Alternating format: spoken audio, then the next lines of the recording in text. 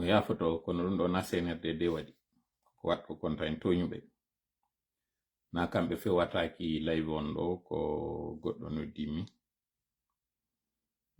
tawɗo le ko régulier o live kono mi anda ko ɗum waɗi si tawi o wawali andude miɗo e live on o noddir noon kadi application momi ɗuɗata ka noddirede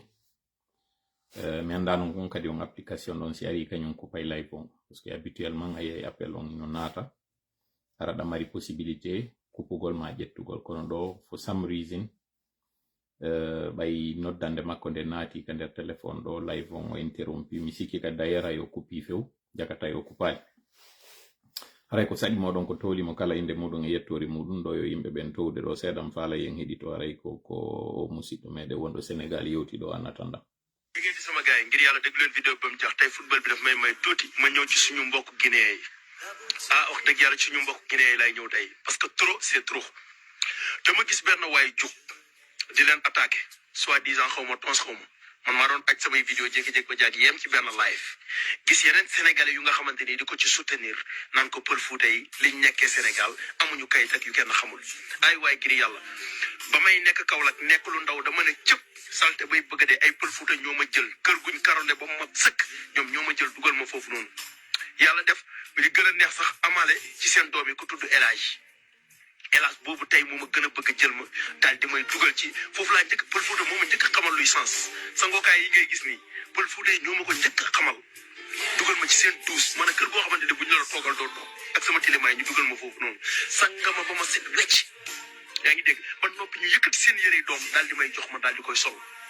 boobu ñu ngi togg cere ju weex tal cere boobu noonu man mosuma ko ñoom ñoo ko xam mais ma ñu boole ko ak sow ma jël ci xéwalu bay bëgg a dee ñu jël ma téye ma foofu mu fanaan foofu ba bët set ñu daal di may gisaleeg ñi nga xamante ni tey ñooñu laa doon wër tey pël Fuuta yooyu ngeen nar a jël génn leen Sénégal ba may nekk xale ak teraanga jooju ma defal ba ni ma màggee nii ngeen da ngeen leen di jël maanaam ñoom ñoo yàq Sénégal mukk loolu mënul nekk sénégalais ci boppam ñoo yàq Sénégal bu si yàq dee am tey yow mii wax nii yow France nga nekk aray no mi wiiri noon ko faala wurtinade ɗo mi hiwrito ɗo kañum kadi fayin bandirawo meɗen on Kadija plus Isa ko duhi ɗon Kadija ko sonnajo on ko wontirɓe sengo Suisse mi salmina ɓe ɗo moƴƴa ko très régulier mo mari kadi fayɓe labaɓe siminni noon labaɓe ka jikkuji e ka mbadi yo Allah waɗu barki e maɓɓe fuɗɗoro bobo on Zulaykha mari kadi inɗe fottude e koto makko Ikhlas kañum e Zidane kañum e Yasmin yinde laɓade tu machallah ko deƴuɓe kadi moƴƴa ko dalaba woni ka maɓɓe sonnajo on ko mo tamagali linsarri ndi haray alhamdulillahi rabbil alamina ko rowani mi andidiri e maɓɓe siminino rowani na rowani exactement mais ko e nder 2022 on Allah newni o men wawu tindude hari no men andidiri a distance ɗo moƴƴa si mi yehi mi weeri ka maɓɓe kono teddungal alhamdulillahi rabbil alamina ko sifangal ngel mi heɓuno juuɗe maɓɓe ton mi heɓuno teddule juuɗe yimɓe buy on tourné européen ɗon mi yetti Allah kadi fota non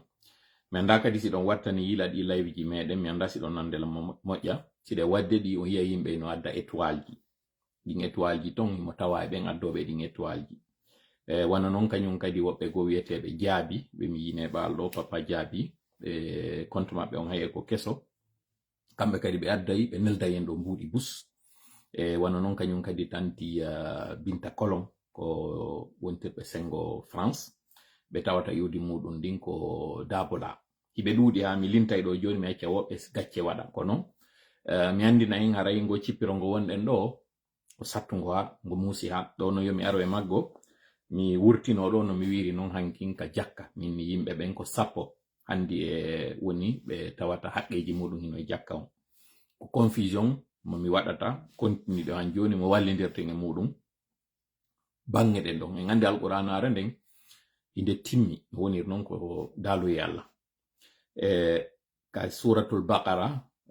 ayem sikki 60 on Allah ino mofti ɗon ɓen ɓe tawata jakka on hino jonne ko yimɓe jeetato onon ara addunoɓe jaba buye on hankin wi ko yimɓe jeetato min ni no ɓuri ɗum haɗay ko min falji ko no woni mari gonga ko yimɓe jeetato kono ko honto woni confusion ammo mi mari on kaka ɓe inni ɗon ko almuallafati qulubuhum ɓen ɓe tawata ɓerɗe maɓɓe ɗen hino landi huɓindegol parce que hiɗe wadde yaha ara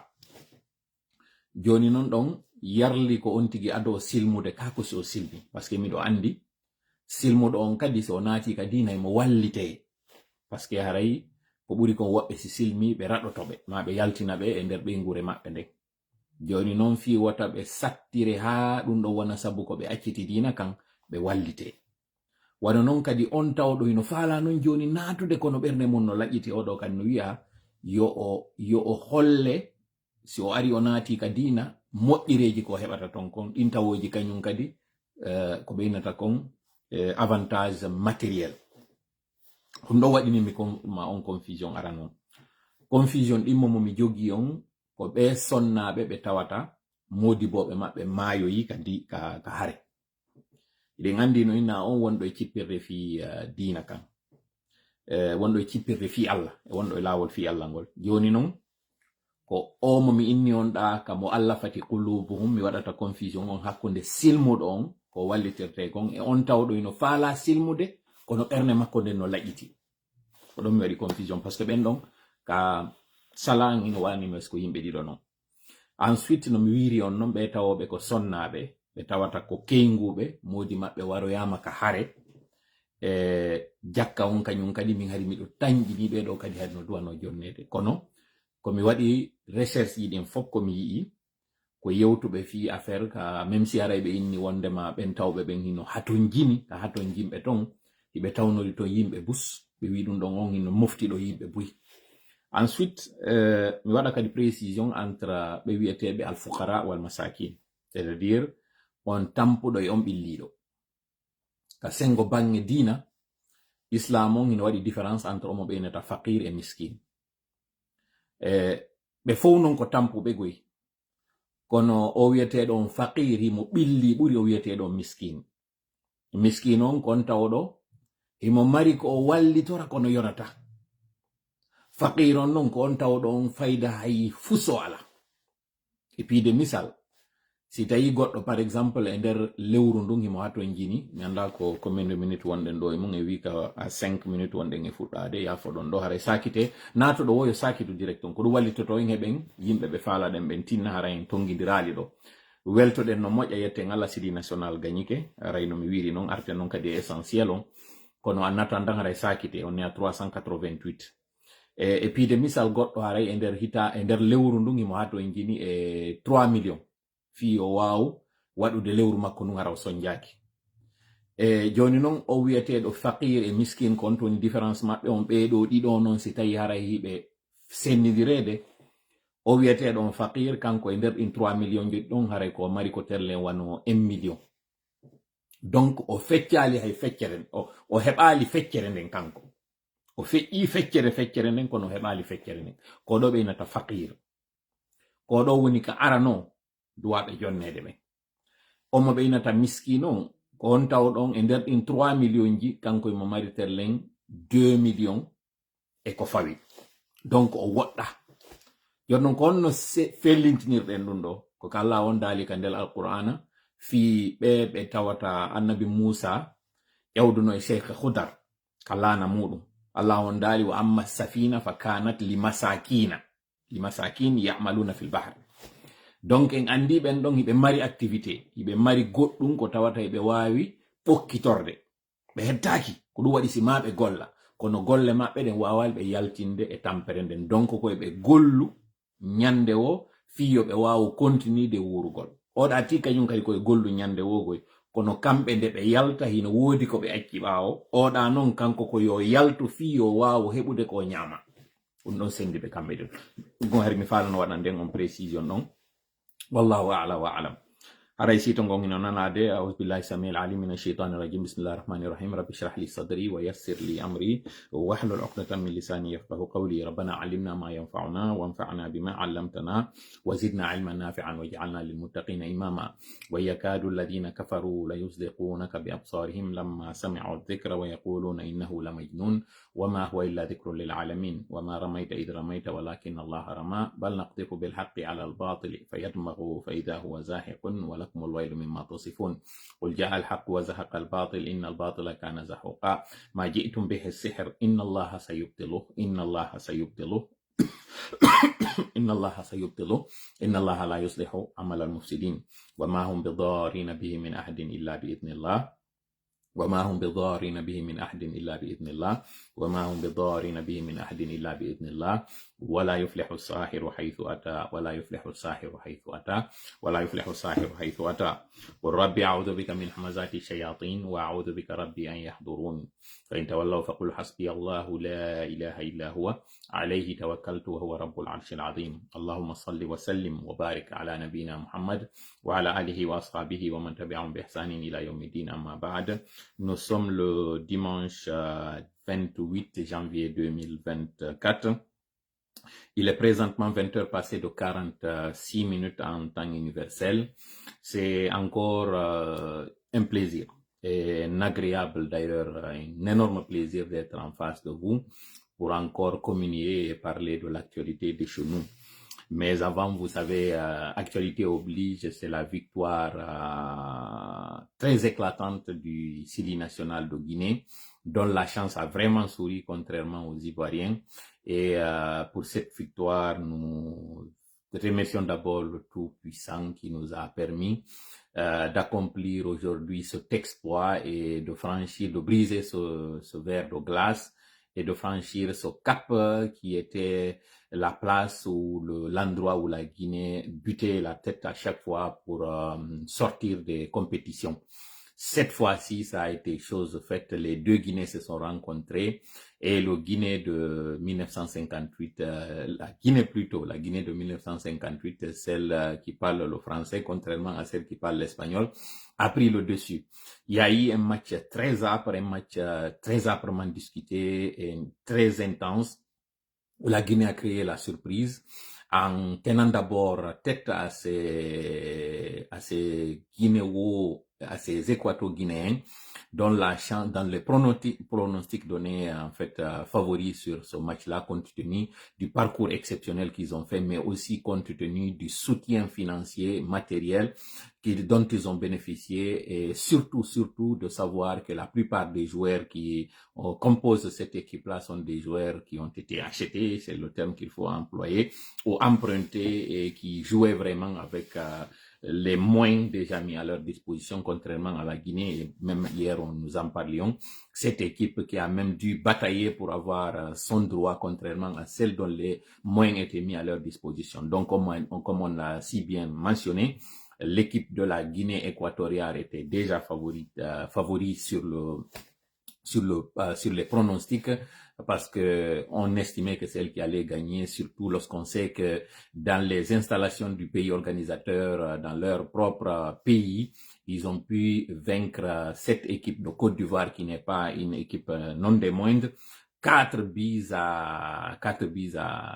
0, c'est, si je ne m'abuse, je pense le score c'était ça, 4 buts à 0, et qui aujourd'hui d'abord se met tête à tête avec la Guinée. La première mi-temps a été un score vierge de 0 buts à 0, et qui est revenu des vestiaires encore plus ragaillardi et qui donne la chance à Souris avec ce carton rouge, qui a mis l'équipe adverse en infériorité numérique, mais après aussi ce penalty qui a été aussi manqué. Tout cela a joué en faveur de la Guinée et ça a galvanisé la morale de cette troupe-là qui s'est battue jusqu'à la fin. Merci à cet abonné qui nous a confirmé effectivement. C'était 4 buts à 0. Je pense que c'est le score le plus élevé lors de cette compétition, si je ne m'abuse, et que la Guinée puisse rencontrer cette équipe-là qui a battu la Guinée-Bissau, qui a battu justement ce pays organisateur et qui s'est retrouvé avec toutes ses possibilités de gagner et qui a résisté, qu'il faut le dire, malgré le fait qu'elle était en infériorité numérique, elle a pu quand même résister et finalement, à la toute dernière minute, ce but qu'on appelle mort subite, ce but-là qui est venu casser la morale de cette équipe-là. D'ailleurs, il ne restait pas grand-chose pour que finalement le vainqueur soit la Guinée. Chapeau à cette équipe qui a cravaché dur, chapeau à cette équipe qui a mouillé le maillot et nous osons espérer que cette chance-là va continuer de suivre la Guinée pour que finalement la coupe soit à nous. On peut espérer même si. Voilà. Aray ko sari modon ko toli kaderol on wirde non hande kajarayde mari toɓɓe ɗiɗi e kuntoye toɓɓe d'ailleurs e marnoɗen hankinden ko ɗe wonɗen ko artirɗen hande ɗo aray fuɗɗoɗen ɗo e haala français on taw andintinen ko emprisonnement du journaliste doublé de syndicaliste, emprisonnement du journaliste Sekou Jamal Pendessa doublé de syndicaliste en violation des règles régissant le métier de la presse et du droit international en matière du syndicalisme. Question, quelle lecture faire de cette dérive de la gente et à quoi s'attendre prochainement? C'est la question qu'on se pose. Deuxième point, d'une dérive à une autre, parlons de cette restriction d'Internet d'ailleurs qui a focalisé l'attention dans ce terrain. Et il y a un collectif d'ailleurs qui a fait une vidéo dans laquelle il réclame la restitution de de l'Internet.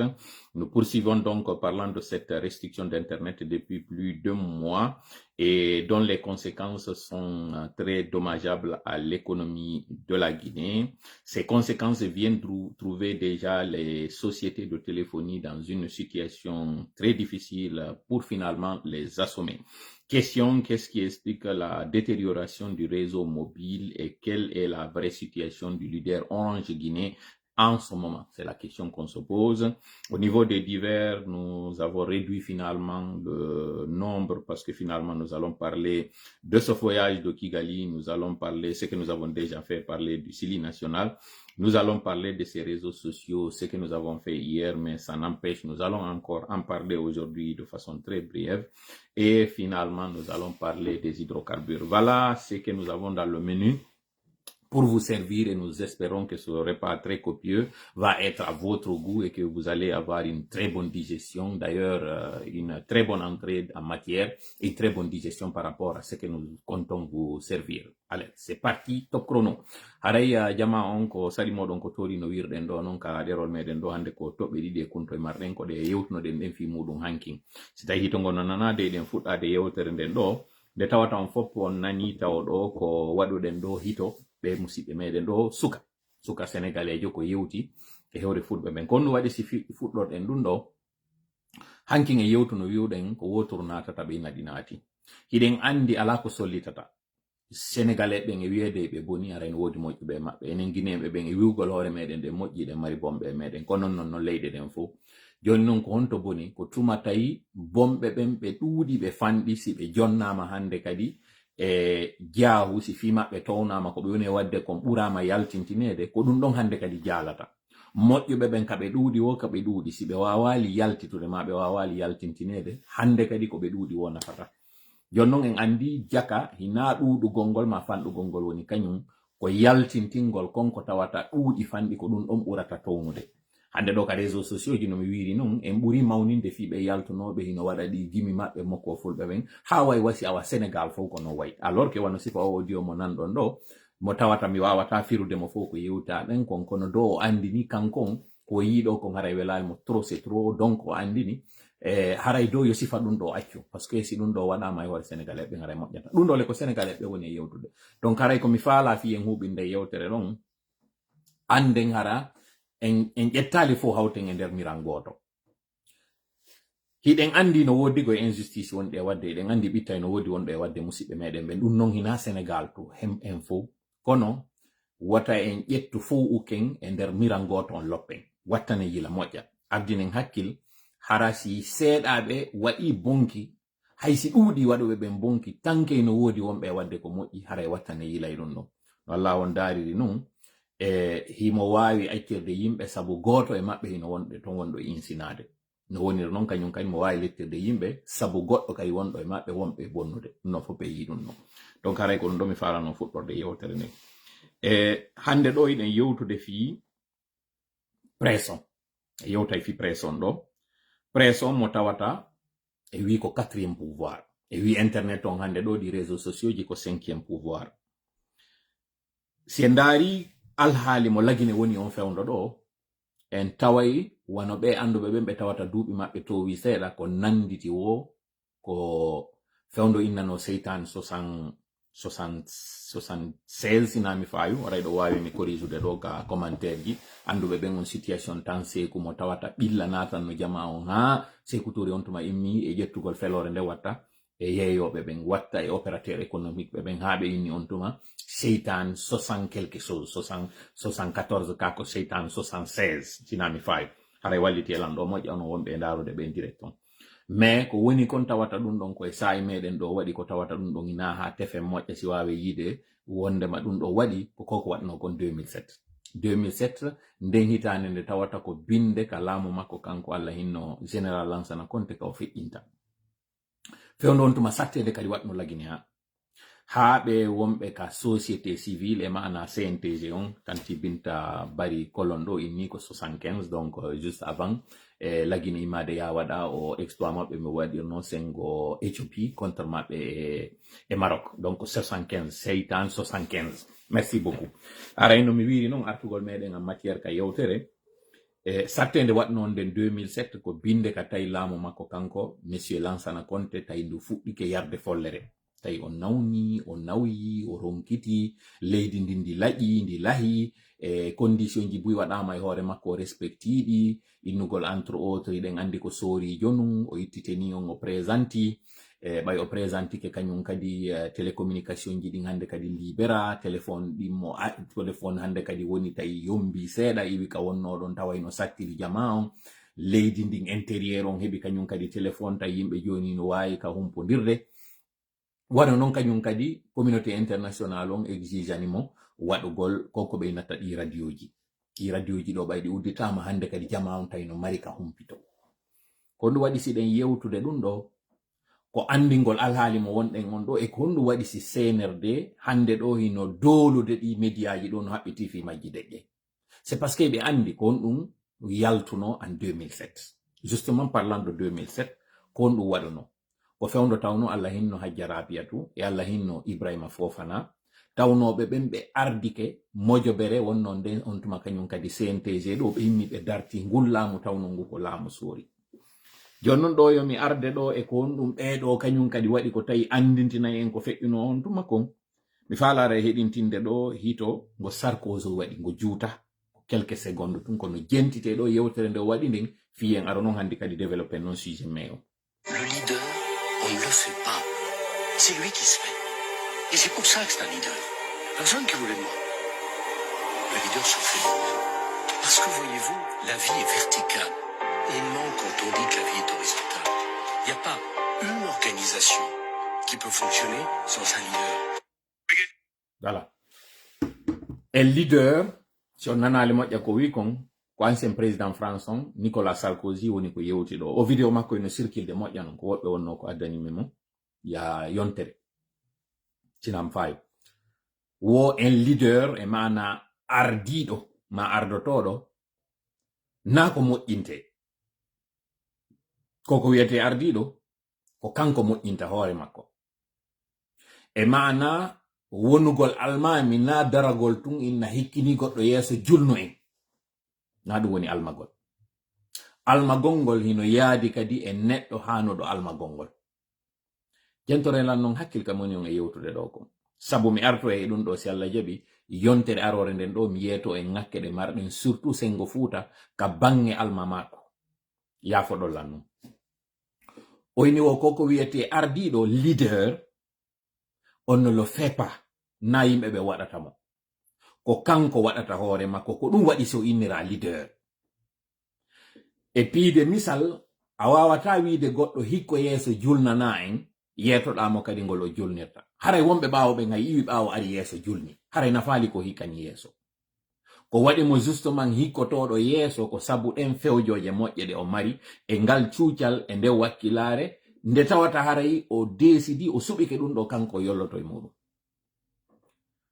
ko komi wona yewde ɗo noon no mofti bange ɗen fof oyni wo kala yeetiɓe on aduna on wondema ko vertical e maana ko yo taw wara ko yo yahe ni tun wara ɓe ɗayni on wo aduna on ko kala innuɗon kan ko horizontal ko yawgol tun haray ɓe ɗayni on oyni wo aduna on ko vertical ko ƴawgol kono mi waɗiri ɗum ɗo emi addirani on o entré en matière ɗo sina mi fawi mi yiltito de audio moƴƴa wota taw hara mi jillidiri yewtere nden no wirindi ɗon par rapport e horizontal e vertical on yafoɗol lam mi arta e muɗum par ce que mi falaka on induisude ɗo erreur mi wowla konko tawata haray na ɗum ɗon o wi mi yiltito e muɗum fayin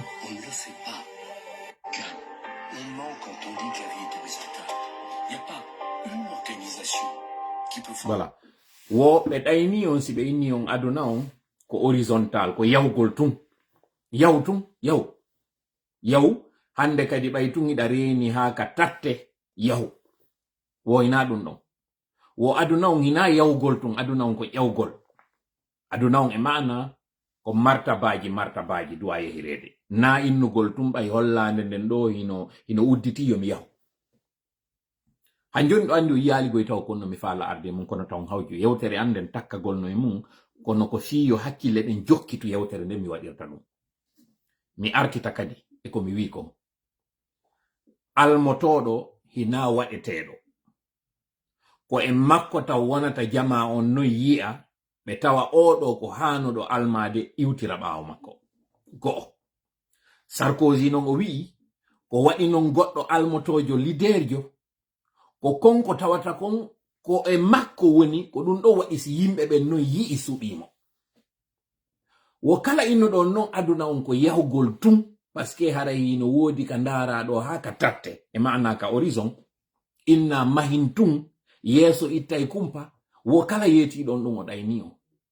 oyni wo aduna on ko ƴawgol na horizontal ko vertical ko ƴawgol ko ɗum woni ko tuma neɗɗo on taw o towiti si inne noon hande kadi yo jokke ndu yaadu fokkitando e mo na yugol mahin no wonɗe yarude noon wa avion no uwiri hande kadi immoyto nano kono fiise immorta noon ko noon aduna o way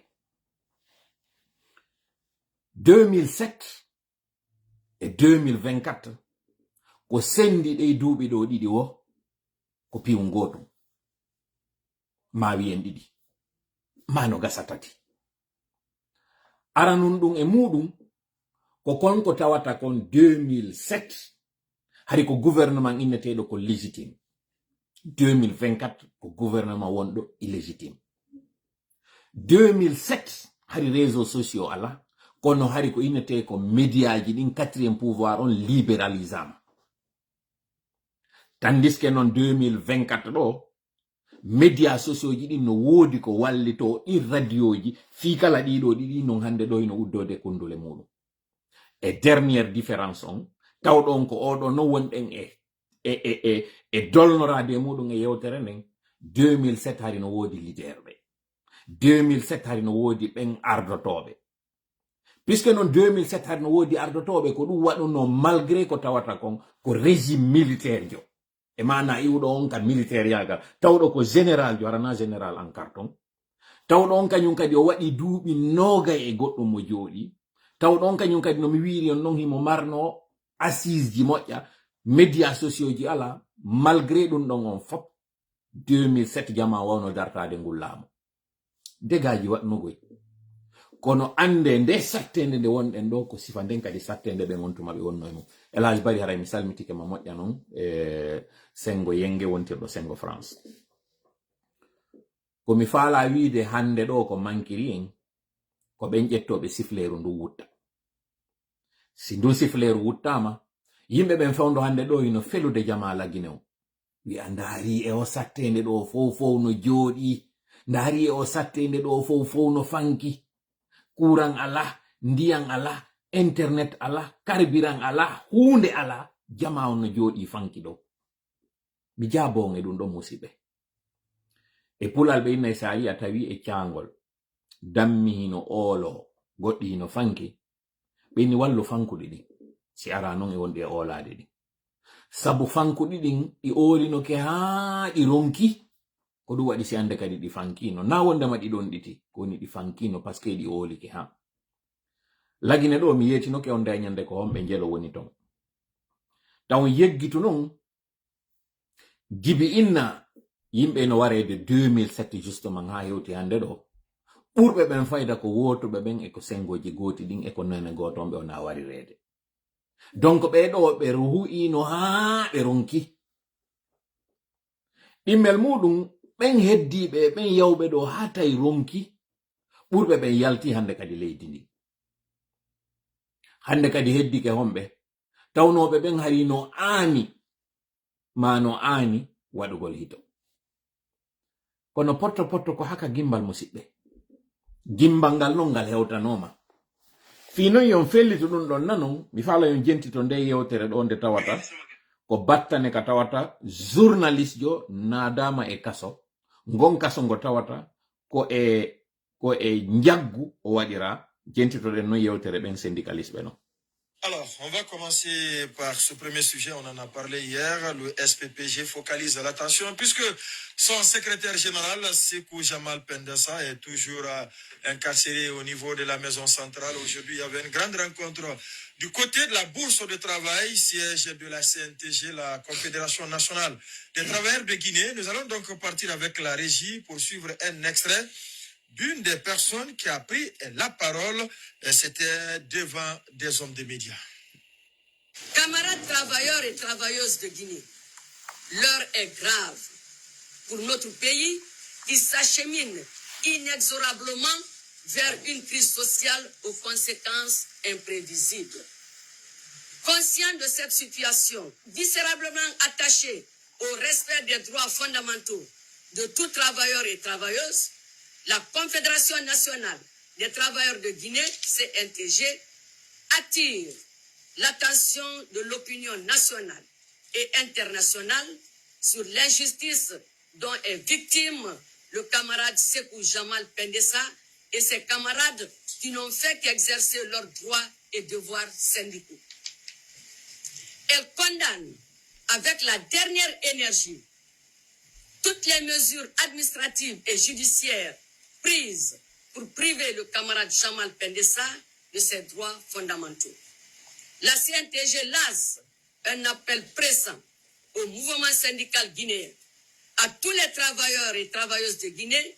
pour une mobilisation générale en vue d'exiger la libération sans condition du secrétaire général du syndicat des professionnels de la presse de Guinée. La CNTG invite tous les élus syndicaux du sommet à la base à une réunion le mardi 30 janvier 2024 pour une action de soutien et de solidarité forte à l'endroit du syndicat de la presse privée et de son secrétaire général. Elle décide également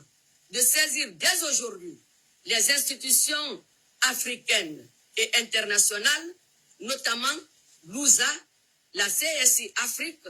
l'OTAO, la CSI internationale et l'Organisation internationale du travail par une plainte contre le gouvernement guinéen pour atteinte grave aux droits syndicaux sous la personne du secrétaire général du syndicat de la presse de Guinée. Nde yewtere ɗo ko nde waɗi ko nde yontere feƴƴunde ɗo mi sikki koye alkamsa on sina mi faayi moftugol on ko honɗum yewta e nde yewtere ɗo ko piiji tati manditoto ɗen ma ko piiji tati wattante yila e muɗum go'o goo ko hito sonnaɓe ɓe yewtuɓe ɗo ɓen ko tawata ɗum ɗo no feppodiri e hito Allah hinno hajjara biyatu donc en andi 2007 on o fokkiti siɗo manditi noon so yiltitike vidéo janɗi mi wowlanayi on minna condition ji ɗin fofi 2007 ɗi woni réuni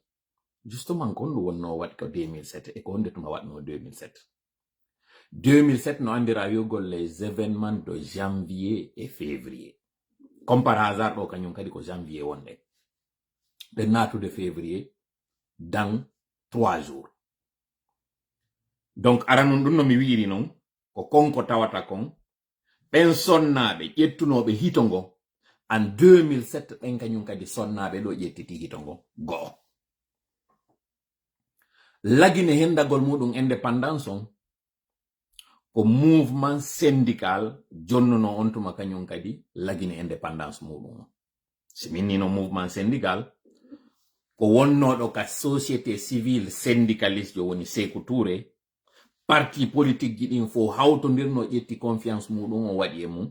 Ko ɗum waɗi si on daari on tuma parti politique ji wodno ɗin fo ɓa indépendance on heɓama ɗi ƴettuno fo ɗi hawtodiri ɗi woni e nder parti goto fi on ɗum ɓenni en fo parɗen dartade porte on yeehi ala ko waɗiɗen hande kadi mouvance et opposition hawtidiren en fo jonnodiren juuɗe ndaren no leydi men ndi yaade yeeso. Hay ko ɗum wonno tendance on tuma ko nanoton ɗo parti unique on hina imposition waɗano e hoore population on ko créanori ɗum hoore muɗum fo ɓendini hakkil inni modi si baɓɓano sayidede wata ɗi dampidir si hankin ko porte on wonno en e dolude hande ɗo en hetti hoore meɗen hawtiten enen ɓiɓɓe leydi ndin fo dar wakkiloɗen no mahirel leydi ndi. Donc en andi jaka ko mouvement syndical on toujours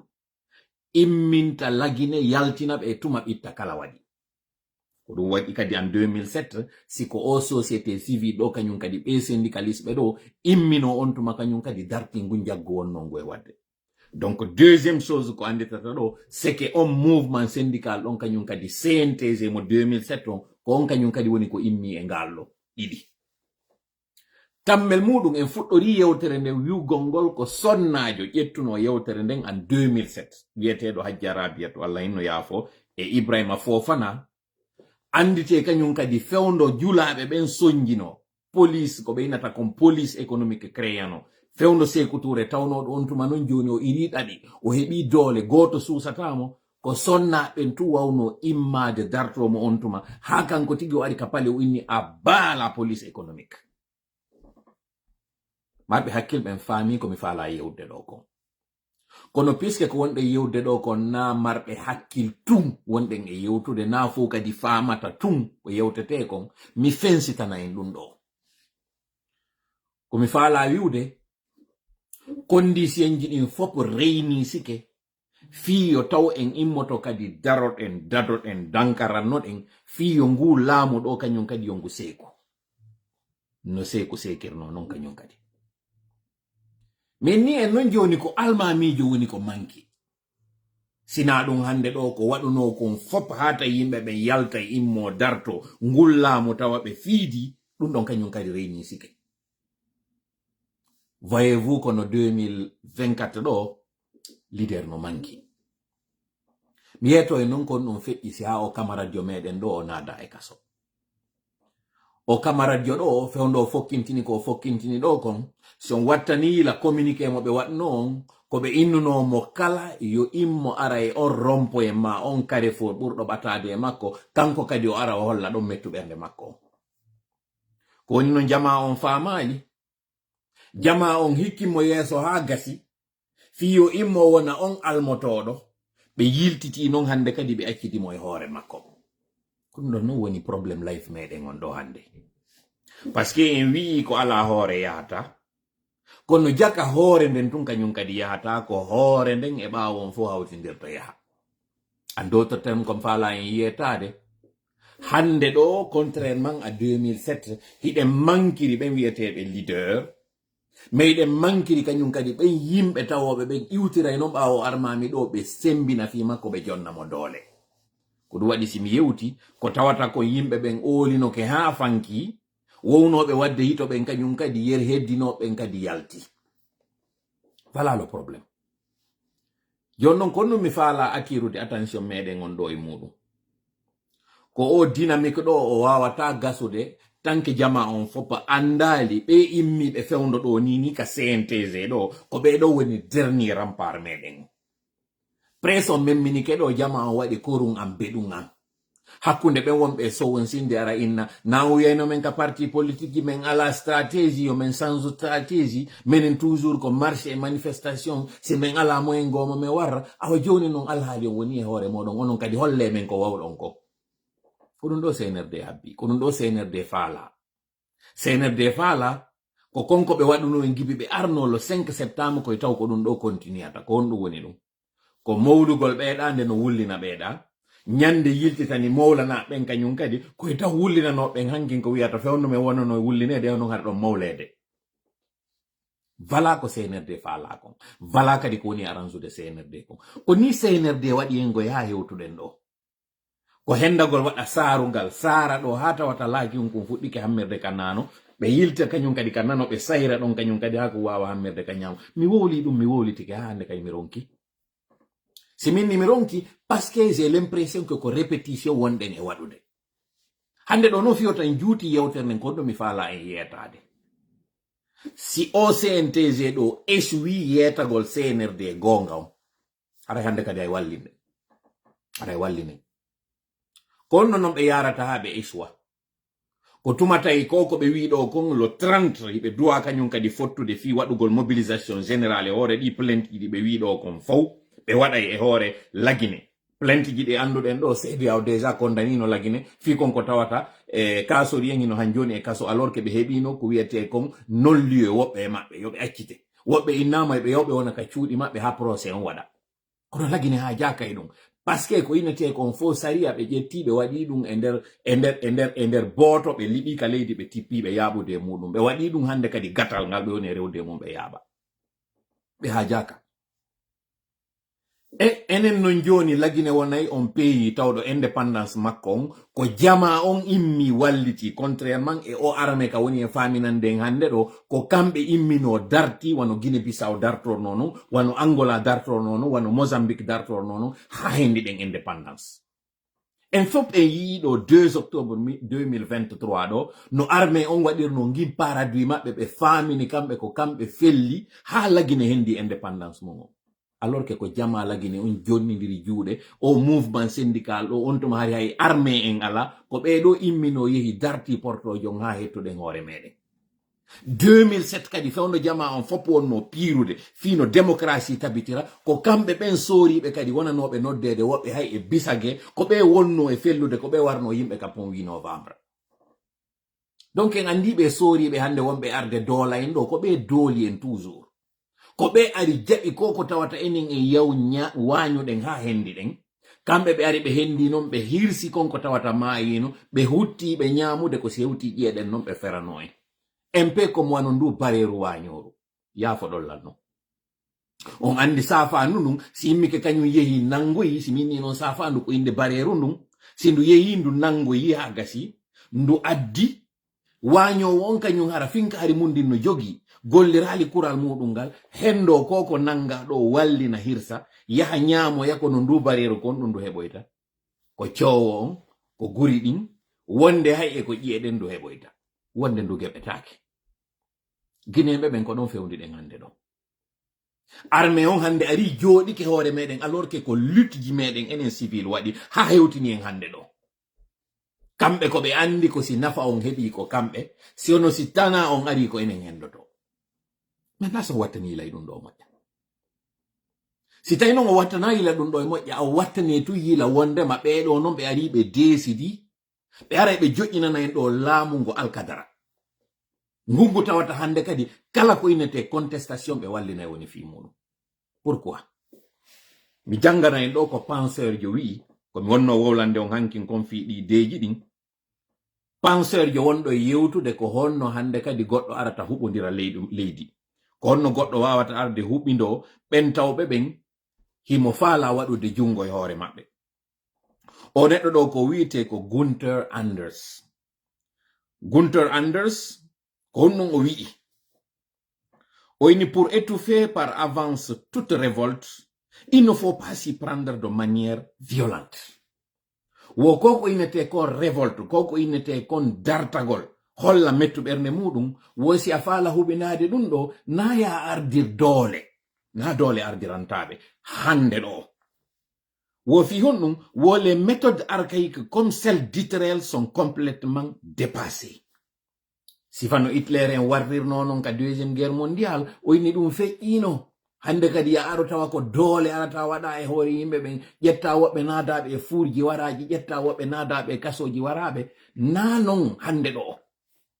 Himo yewtude non ko honno warrete. O inni wo il suffit juste de créer un conditionnement en réduisant considérablement, d'abord, le niveau et la qualité de l'éducation. Wo safala huɓindade yimɓe, ɓe wona ɓen ɓe anda haqqeji muɗum ɓen ɓe dartotako, wona ya ar hollaɓe doole. Ko ya aru go'o ardiranaɓe ngol lawol ngol tawata ɓe ala yiide no wonɗa e ardirde non kono ɗa huɓindorade ɓe doy hara ɓe anda. Wo ko honno non adorta taw.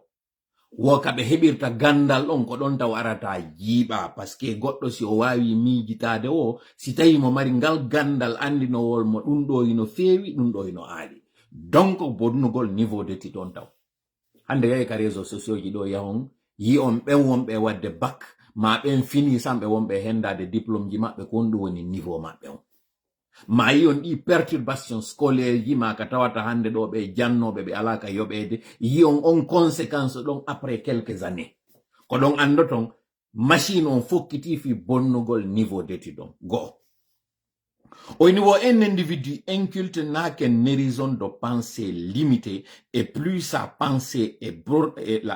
bornée à des préoccupations matérielles médiocres, moins il peut se révolter. Au niveau neɗɗo mo tawata janga, mo tawata haynande makko dende woɗɗa, o ala ndarude ka dow ko woni yiide ko woni kon yeeso makko. On yeeso makko ɗon kadi gite makko ɗen hino waywa faar ngal otowal tawɗo ko minɗuɗo hara eno doginde non e nder buriyar, donc ala yiide ka woɗɗi. Wo oɗo sa waɗanimo ɗum ɗon hande kadi haray faale makko on fof ko konko woni matériel, e mana bimbisimi immike ko honno mi ñamirta, ko honno mi wattorta, ko honno mi waalorta, ko ɗum ɗo woni hande kadi ko mapintamo kon. Ko angal gandal ngal waɗuɗa ngal e makko waɗi si hande kadi o ala miijitade ene, simi mi woni wonɗo gurdal gabo hocca maɗɗo koye mi yaltu mi ñaama hande, si reedu andun heewi mi arti mi waalike, ene mi nandino e ngi kulli mi anda. Min mi alaka yewtede fi duuɓi ɗiɗi, duuɓi tati, duuɓi joyi, ko honɗum wonata alhaali an on. O inni wo sa wawi arde huɓinoɗa neɗɗo on bonnamo éducation on ha tawata o wata yiide ɗum ɗo, haray a wawi huɓindade oɗo hande kadi. O inni si neɗɗo non woni tawɗo ko reedu ndum mapinimo, hande kadi o mapata ko innagol ino immade dartano goɗɗum ɗiɗi. Go'o taw toujours ko e nder go'o on wonɗen. O inni wo il faut faire en sorte que l'accès au savoir devienne de plus en plus difficile et que le fossé se creuse entre le peuple et la science. Toujours o laɓɓinana en woni koko inneteɗo on waɗugol yimɓe ɓen ukaɓe niwre hara ɓe jangata. O inni wo neɗɗo on si a waɗi hara hakkunde makko e gandal ngal woni foosewol, woni guyawol, ngol tawata o wawata hewtude gandal ngal. Ngal gandal ngal tawata ɗo, ɗi téléphone ji no tawa ko andinta yimɓe ɓen, ɗi réseaux sociaux ji no tawa ko andinta yimɓe ɓen, ɗi radio ji no tawa e ko andinta yimɓe ɓen, ko woni haqqeji maɓɓe, ko woni feƴƴude e leyɗe luttuɗe ɗen. Joni noon o inni wo ko ya waɗu hande kadi heedode hakkunde makko e ngal gandal ɗo e kala konko andintamo ngal gandal ɗo ma naɓatamo e ngal gandal ɗo. Toujours ko toɓɓere araner nden ɓe woni en e fensitande ɗo no laamuji ɗin ardata e muɗum. Taske ɗo non joni ndaron est ce que nayi on alhaali ɗo ɓe naadi en e muɗum. O inni wo que l'information destinée au grand public soit anesthésiée. Hankin ɗo miɗo yetta den stratégie de 5D on. Mi yetike on fi ko innete kon distraction, divertissement, mi wewlani en kañum kadi fi désinformation. Donc désinformation on non ko ɗum o woni yewtude ɗo fi mum. Sa waɗi non hande kadi heedode woni hakkunde makko e gandal ngal, heedode woni hakkunde makko e deftere nden, heedode woni hakkunde makko e kala non naɓowo mo e ɗiɗo e mana pression, hande kadi non piske hakkille makko ɗen ko ma ñammine goɗɗum, ɗe hakkille makko ɗo e gite makko ko ma jonne goɗɗum ka o hilno, ɗaɓɓa non hande kadi konko jonnatamo ko tawata ko an defanimo on ñamete mo tawata ko on ɗon o ñamata. Wo jonnamo non ɗin information ji hande kadi ɗi tawɗa ko ɗin o faalaɗa yo andu. O haɗali ɗon non tun ka wiɗon information anesthésiée. Là encore, il faut user de persuasion et non de violence directe. Wodo kanyum kadi na ya ardiranmo dole goy. Na ya hollumo e hore koko kupiduɗamo ɗo e gannangal wonde mayɗa ardirandemo dole. No. Na ya ardiranmo non. Ko ya ardiranmo ngol lawol tawgol ko wi'ugol mo ɗata yawɗon kono yaruɗa. Ɗa moƴƴa ko ɗum ɗo moƴƴamma. Wona no ya force mo goy. Ko ya créer condition jiɗin tawo jiɗi lawol ngol ko ya ɗigginanmo ha o yaha ɗon. Kono non warrata ɗum ɗon. Au niveau, on fera ceci, on diffusera massivement via la télévision des divertissements abrutissants, flattant toujours l'émotionnel et l'instinctif. Mi fala insisto de moƴƴa e comparti wonɗo. Mi fala non kadi yon sendi to moƴƴa nde yewtere. Mi fala kadi ndeɗo yon yewtude moƴƴa ɓeygure moɗon nden. E ɓiɓɓe moɗon ɓen e kala on mo wawaton yewtude o anda koko wonɗen cippirde ɗo wi'ugol jama on o merente ko ma iwen e muɗum ko paske ko jooɗiɓe miijiti fi politique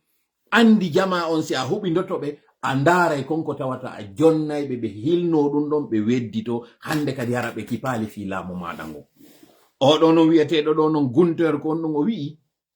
o inni wo joni non sa kupidimo e gandal ngal a waɗi hande kadi fosewol hakkunde makko e kala konko andintamo information o jonnumo non hande kadi konko o hilnoto naɓamo e ngol lawol ngol tawata o hettata jurol ngol few. O inni kono non warrata woka télévision ji ko ya waɗanmo ko ɗuuɗi konko tawata hande kadi ko weltino jummo konko tawata weddintinaymo o yeggita o sikka sonja ala mapunde ala o yi'a konko jalnatamo hande kadi hara o ɓittaki. Si o yaltika suudu o accali dépense o ari o hewti o uddita télé o ndara on ballon o yi'a ɗin comédie o naɓe ɗin piji tawoji ko émotionnel konko tawata kala si o ndaari ko suwata ko yiw konko tawata hakkille makko ɗen galɗay e muɗum konko tawata hakkille makko ɗen duppanay ɗum ɗo. Donc ande koko wona waɗede ɗo ko plan préparaɗo na wonɗo ni tun na mere ɗum woni e waɗirde. Ko ɗum si waɗi ɓe inni divertissement abrutissant. Mi arta ɗo non e ka kanko grampe on.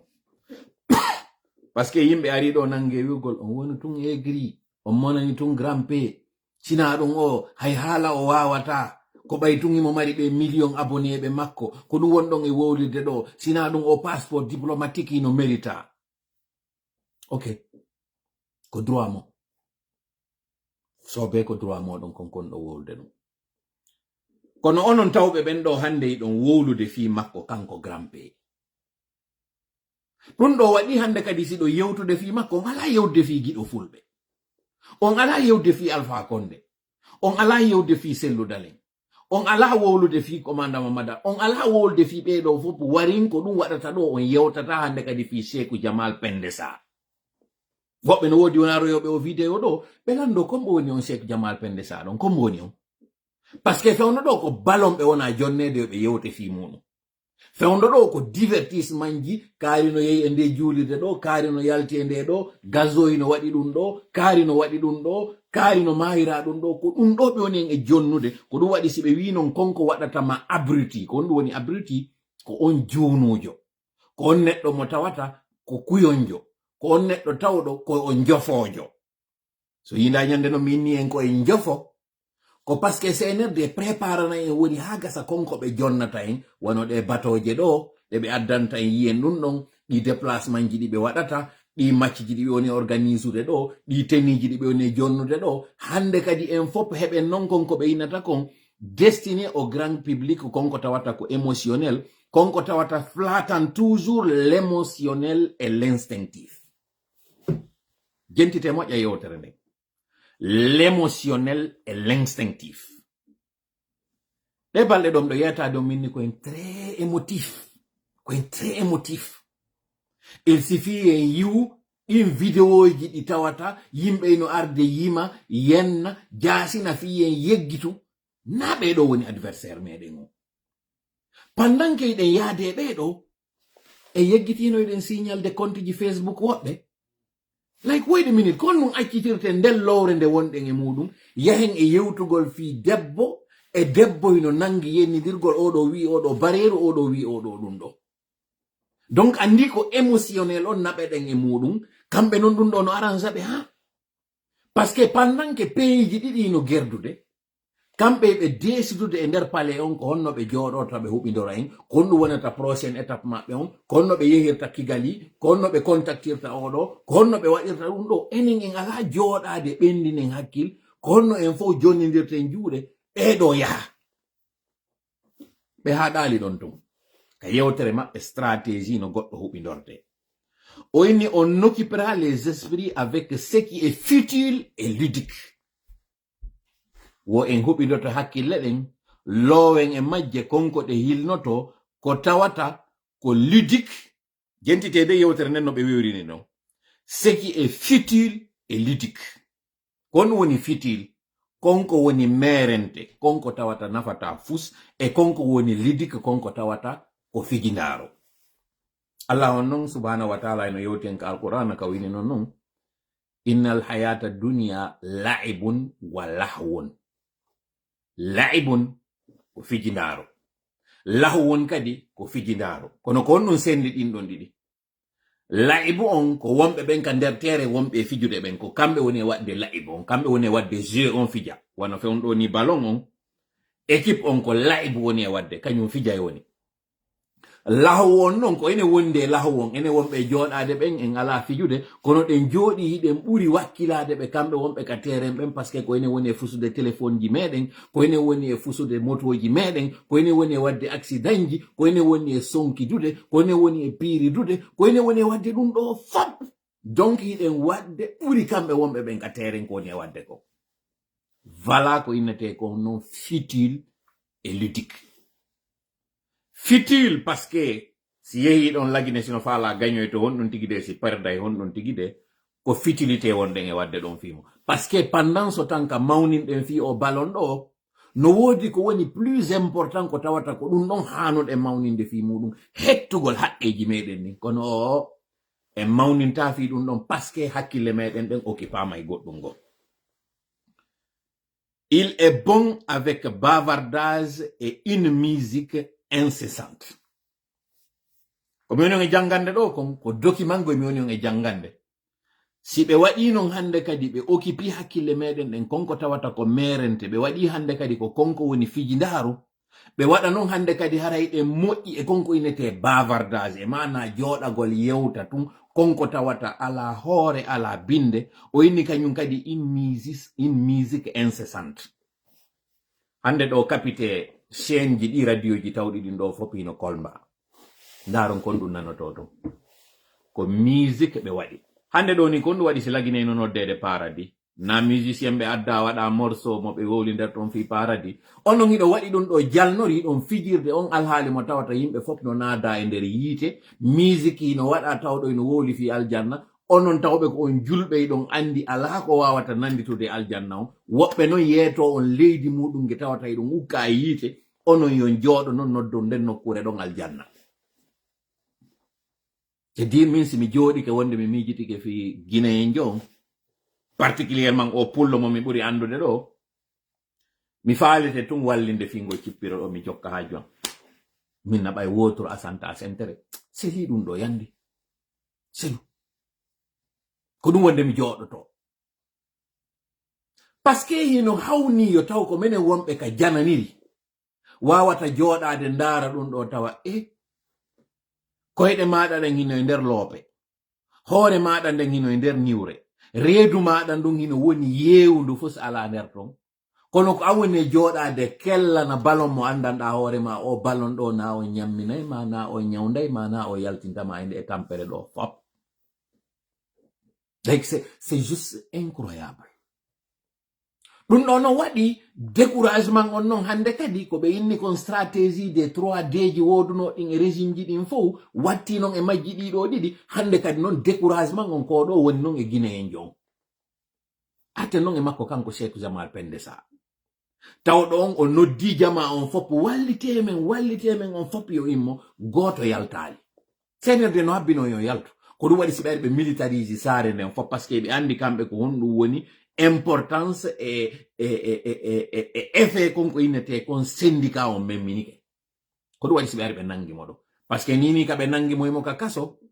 ko be aro non hande kadi be so wonsina mo be inna mo ndari be wonda imanade fi muɗum ida imanade do yimbe be tawata tiidi na fi mada ndari hiɗon wi'a ɗo non onon ka radio ji hiɗon wadde golle moɗon ɗen no fi o population taw ɗon on noddiɓe ɗo goto immaki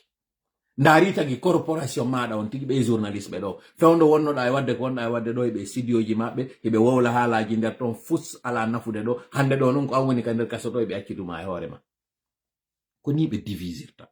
ko ni ɓe découragirta ko ni ɓe divertisirta ko stratégie joɗaɗo ɓendina hakkille muɗum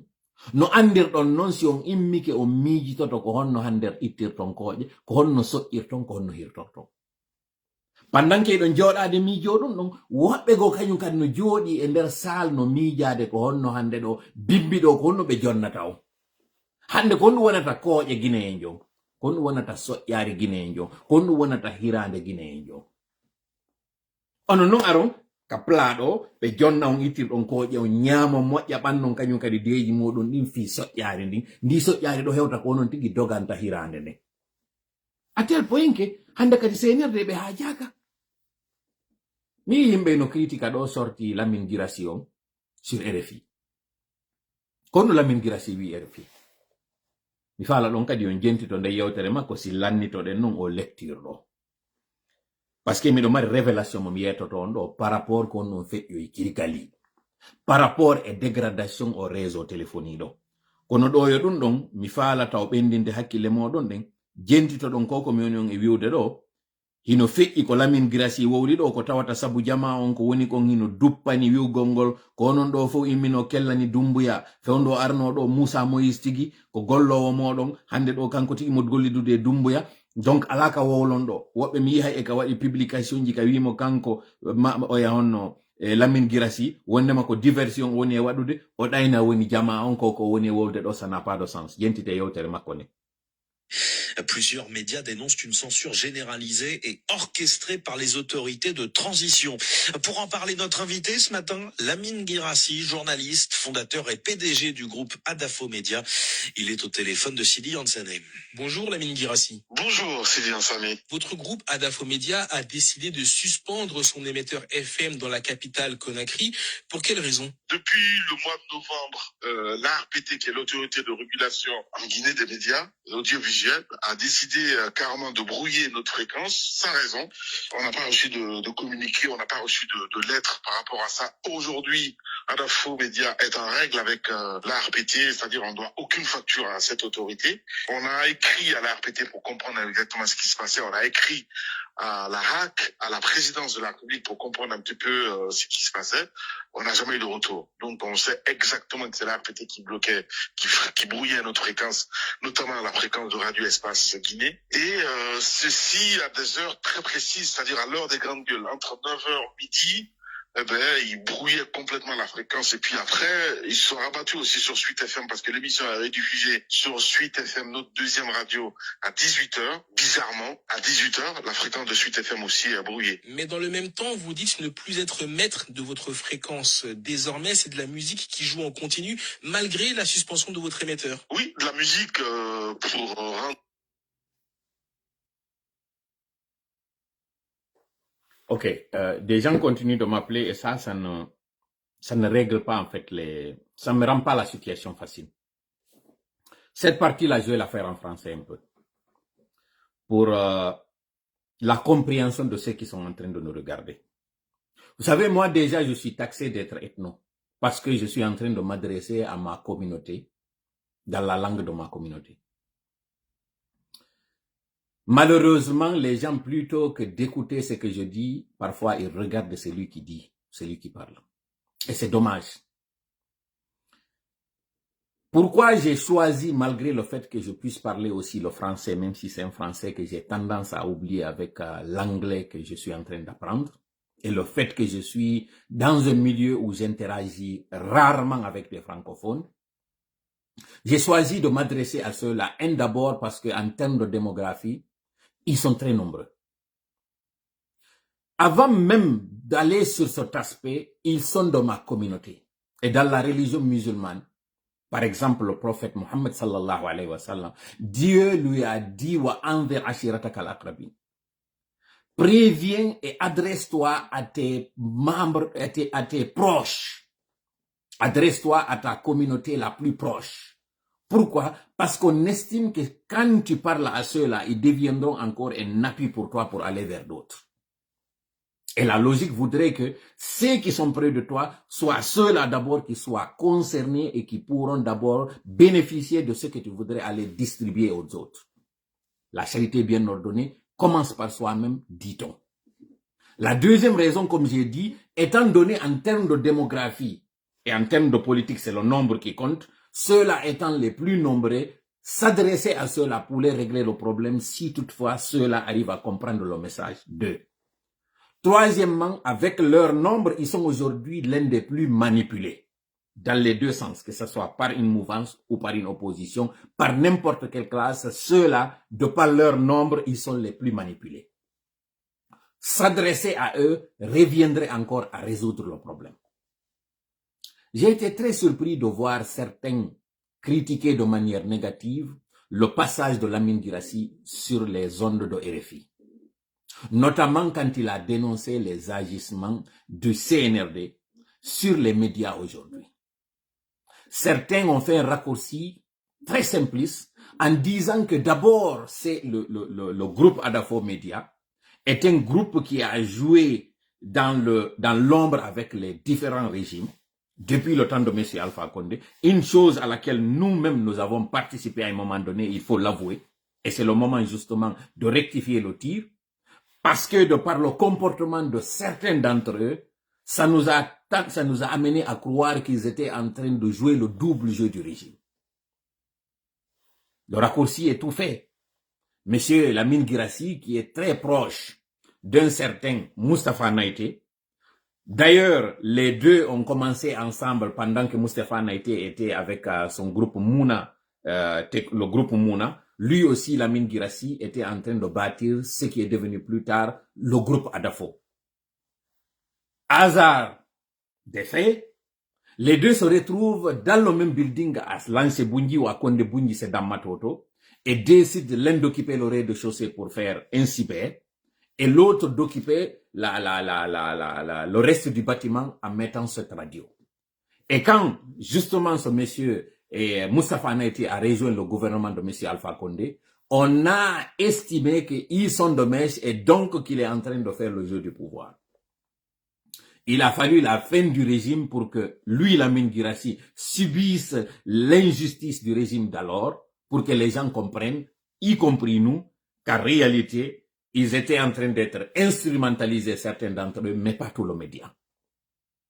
Vérification faite, nous avons rectifié le tir et nous avons informé au public que désormais, le groupe Adafo, plus particulièrement la radio Espace FM, n'est plus sur notre ligne de mire, donc ils ne sont plus notre adversaire. Il y a eu le coup d'État du 5 septembre. Curieusement, un certain Moussa Moïse, qui était un bras droit de M. Lamine Guirassy, a fait partie justement de ceux qui ont couvert cet événement. Pendant que c'était la primaire, il a été là. Ils ont couvert cet événement. Lamine Guirassy est venu lui aussi s'ajouter à cette couverture. Il y a eu des images et donc bras dessus, bras dessous, avant qu'on ne nomme ce Moussa Moïse comme responsable de cette direction de la communication et de l'information à la présidence. Donc encore, le raccourci a été fait en disant que vous avez soutenu donc ce régime, c'est alors votre tour de subir, il est trop tard de venir dénoncer. C'est l'erreur que nous sommes en train de commettre. Parce que l'injustice, justement, et la stratégie du CNRD depuis le début, c'est de nous mettre en groupe et en groupuscule et de nous diviser. Pendant qu'ils étaient en train de faire croire à l'ancienne opposition qui sont venus essuyer leurs larmes, en mettant une injustice sur l'ancienne mouvance, l'ancienne opposition était en train d'applaudir. Et lorsqu'ils ont tourné leur fusil vers l'ancienne opposition pour commencer à lui faire subir l'injustice qu'ils ont fait subir à l'ancienne mouvance encore s'est montrée indifférente. Et elle a dit, Anna Wotagi, vous êtes en train d'applaudir, vous êtes en train de subir les affres de votre libérateur. Ça faisait l'affaire du CNRD parce que le CNRD a réussi à casser cette dynamique. Maintenant, à l'heure où nous sommes en train de parler, que cette presse-là se réveille et qu'elle se met à dénoncer ce qui est son rôle, Les gens se mettent à, plutôt que d'entendre le message passer, les gens sont en train de dire que d'abord au niveau des politiques, plutôt que qu'ils se lèvent pour soutenir ces médias, ils disent parce qu'à un moment donné dans vos studios, vous étiez en train de dire que nous n'avons pas de stratégie. Il faut changer ces stratégies de manifestation. Les marches, ça ne produit rien. Produisez autre chose. Patatras, cette même presse décide de battre le pavé, de se mettre dans les rues. Les politiques se mettent à critiquer, ou bien les militants se mettent à critiquer. C'est ça, en fait, donner le CNRD sur un plateau doré, ce qu'il veut. Aujourd'hui, nous sommes exactement revenus au moment de 2007. Les événements de janvier et février 2007, nous connaissons tous cette crise-là qui avait entraîné plusieurs morts. Et curieusement, la Guinée se retrouve à une situation semblable, voire pire qu'en 2007, et personne ne se bouge. Pourquoi? Parce que c'est l'indifférence totale, c'est la division totale, c'est le divorce total entre ces forces centrifuges qui devaient se mettre ensemble. Notre appel à l'endroit de tous les Guinéens, c'est de leur dire que le dernier rempart qui reste, c'est justement cette Confédération nationale des travailleurs de Guinée, de par laquelle était venu le salut de 2007. Sachez que cette armée qui nous fait croire aujourd'hui que c'est elle qui s'est battue pour que nous puissions avoir notre indépendance, non. Lorsque la Guinée obtenait son indépendance, la Guinée n'avait même pas d'armée. Il n'y avait que des civils à l'époque, issus de la société civile, dont certains c'était des syndicalistes, comme un certain Sékou Touré. Ce sont ces enfants, ce sont ces élites, ce sont ces fils du pays qui se sont mis ensemble pour réclamer l'indépendance d'alors. Donc, le mérite ne revient pas à cette armée. Au contraire, cette armée-là, lorsqu'il y a eu les crises de 2007, c'est elle qui a pris ses armes pour les braquer contre ces mêmes civils qui ont permis à ce qu'il y ait un pays et qu'il y ait ensuite une armée, mais c'est cette armée qui braque ses armes contre cette population-là, de manière injuste. Nous connaissons tous le bilan macabre de 2007, lorsqu'il y a eu cette fusillade, ce carnage au niveau du pont de 8 novembre. C'était encore cette même armée qui avait fait ça. Donc, non seulement on nous vole la vedette, mais on se met encore à nous traumatiser, à nous torturer, à nous faire toutes sortes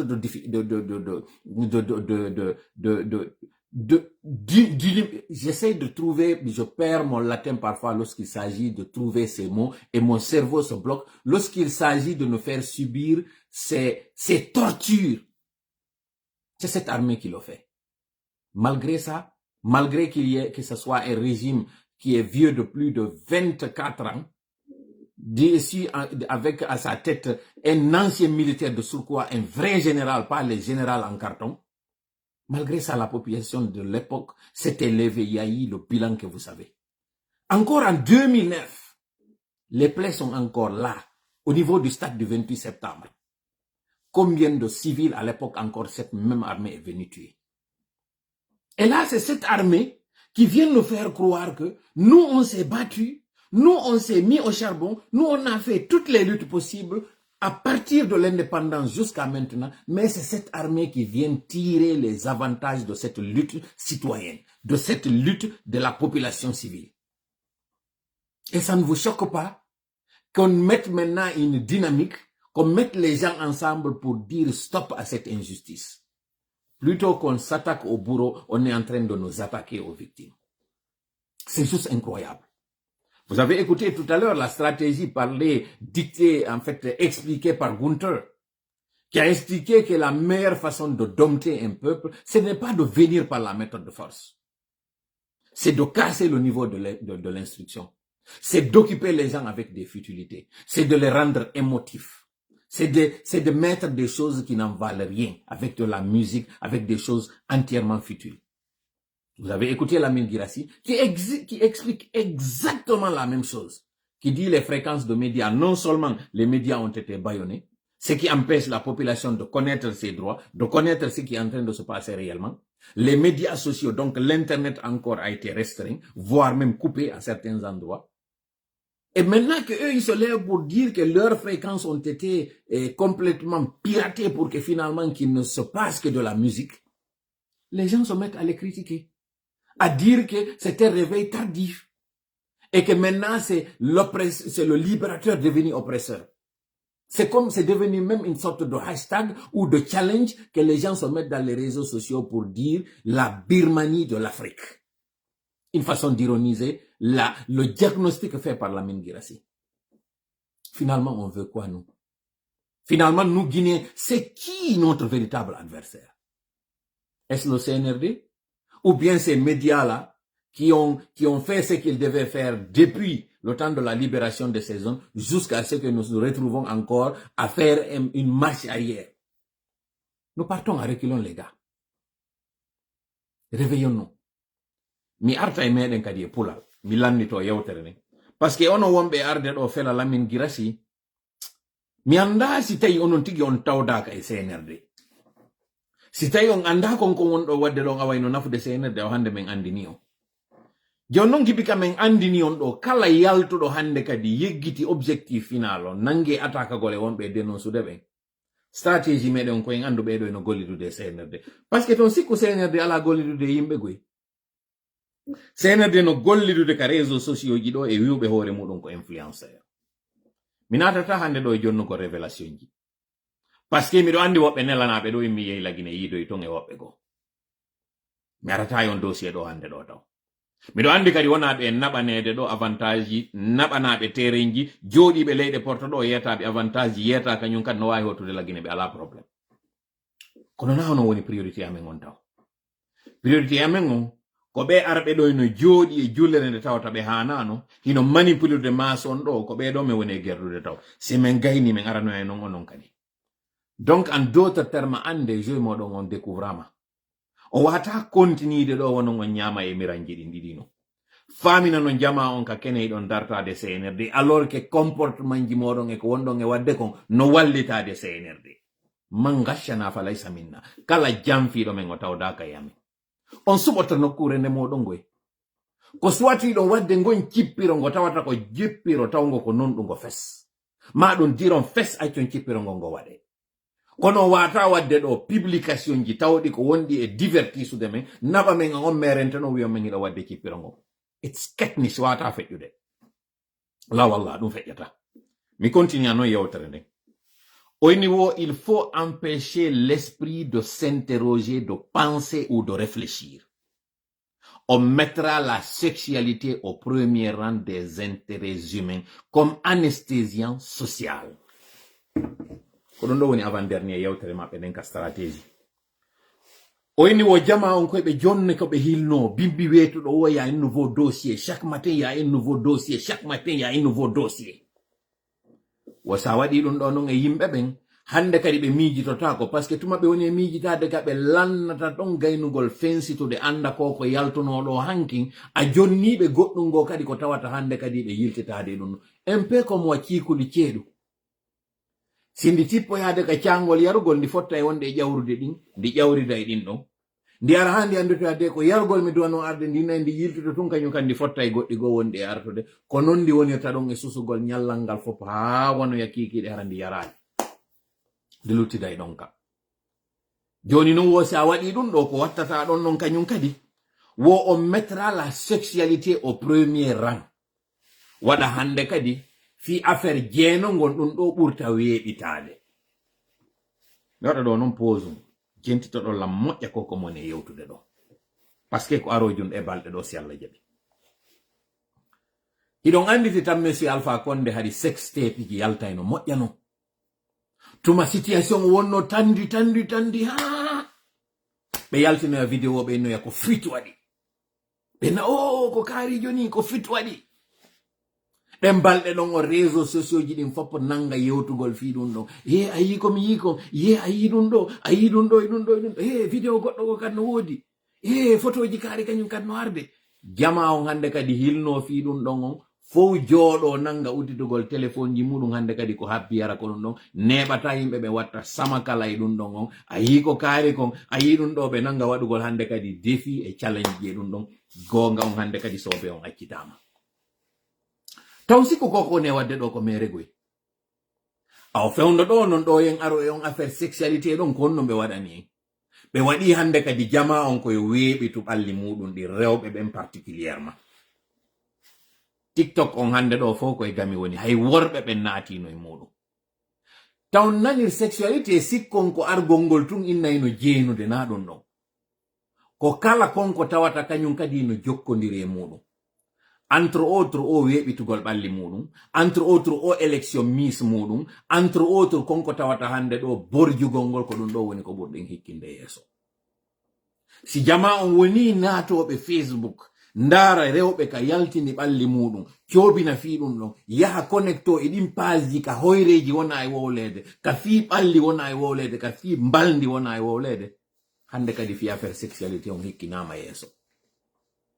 taw sikku ko mere wona e waɗede ɗo nini hiɗen e cippirol o sattungo ɓurgo e tiiɗude muusugo ɓuri gongo wonɗon e sikkude cippiro wongo gon ka terengo e tigi tigi ɗi réseaux sociaux ji ɗi wonɗon e yiide ɗo cippiro ɓurgo e tiiɗude gonko ɗo woni e waɗude na wonɓe jettude kaaƴenen ferodiro togoy na wonɓe jettude pinkaji ɗin fella togoy ko wonɓe addude ɗo jonna en ka hilnoɗen waɗa en hande kadi goto wonɗo e miijitade konko yarata yeeso ala si woni ɗo duuɓi seeɗa hande kadi kala mo fottoyɗa e muɗum ko bonɗo needi hawrata e muɗum balɗe wonde arde ɗo ɗen seenerde no préparde ɗo goɗɗum koɓe jonnata en hilnoɗen ɓe yaltinana en ɗo haala nga ɓe waɗata e hoore leader ɓe inna ɓen hino wirti ma ɓe inna mbodoji maɓɓe hino yalti ma hino joga en fop nangen komantugol ɗum ɗon hakkunde yeddoɓe ko goonga e ɓen wiyoɓe ko goonga en fop nangen hande kadi memmingol hakkille meɗen e ɗum ɗon entre temps non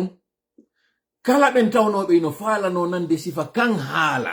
ka woni goonga ka woni finande e hoore ɓen ɗon ɓe yaltoya non kamɓe ɓe nanga mabbingol fi ɗum ɗo dynamique on non hande kadi lanco hakkunde pro e anti ko moni on e yetanade ko par ce que fokkiti ɗon andi noon min simi ari mi yetike on ɗo goɗɗum ko gotel e piiji ɗiɗi sabu ko mi wowli ko hande kadi ɓe change stratégie on ara o boni ko ɗum woni hande kadi woofone nde wonta duudu ma ɗum wonoya seeɗa ɓe ardire kono e laawol goo kono ko mi wowli kon si Allah jaɓi waɗay mbiɗo andi noon ɓe maƴƴi non go e moƴƴa ko mi ari mi wowli ɗo ko hande ɓe maƴƴay ɗum ɗo moƴƴa non par ce que ɓe yaltinay kan haala no gasa woɓɓe mon fuɗɗike ka hay nanude wiya leader politique ɓe e non de moindre hino wirti vidéoji maɓɓe no woodi kono ɗi yaltali taw kono ɗi yaltay ma ɓe inna photoji maɓɓe ma ko ɓe yewtidi e woɓɓe tawɓe ko rewɓe hino joga ko yaltinte ɗum hande kadi no mi wiri on noon sifano ɓe waɗi ɗo kam adi fin jane bonnituɗen hande kadi noon débat waɗa ka nangete yewtegol ko mi woni on no yewtirde ɗo ko fino mi wiri on noon kasugol dynamique on ma prépara hakkille moɗon ɗen si waɗoyi ando non no woodi ko waɗini ɗum ɗon hara en naatali yanen e ɗum ɗon par ce que fellite koko yaltuɗen ɗo yewtuɗen bonniɓe programme ji buygoy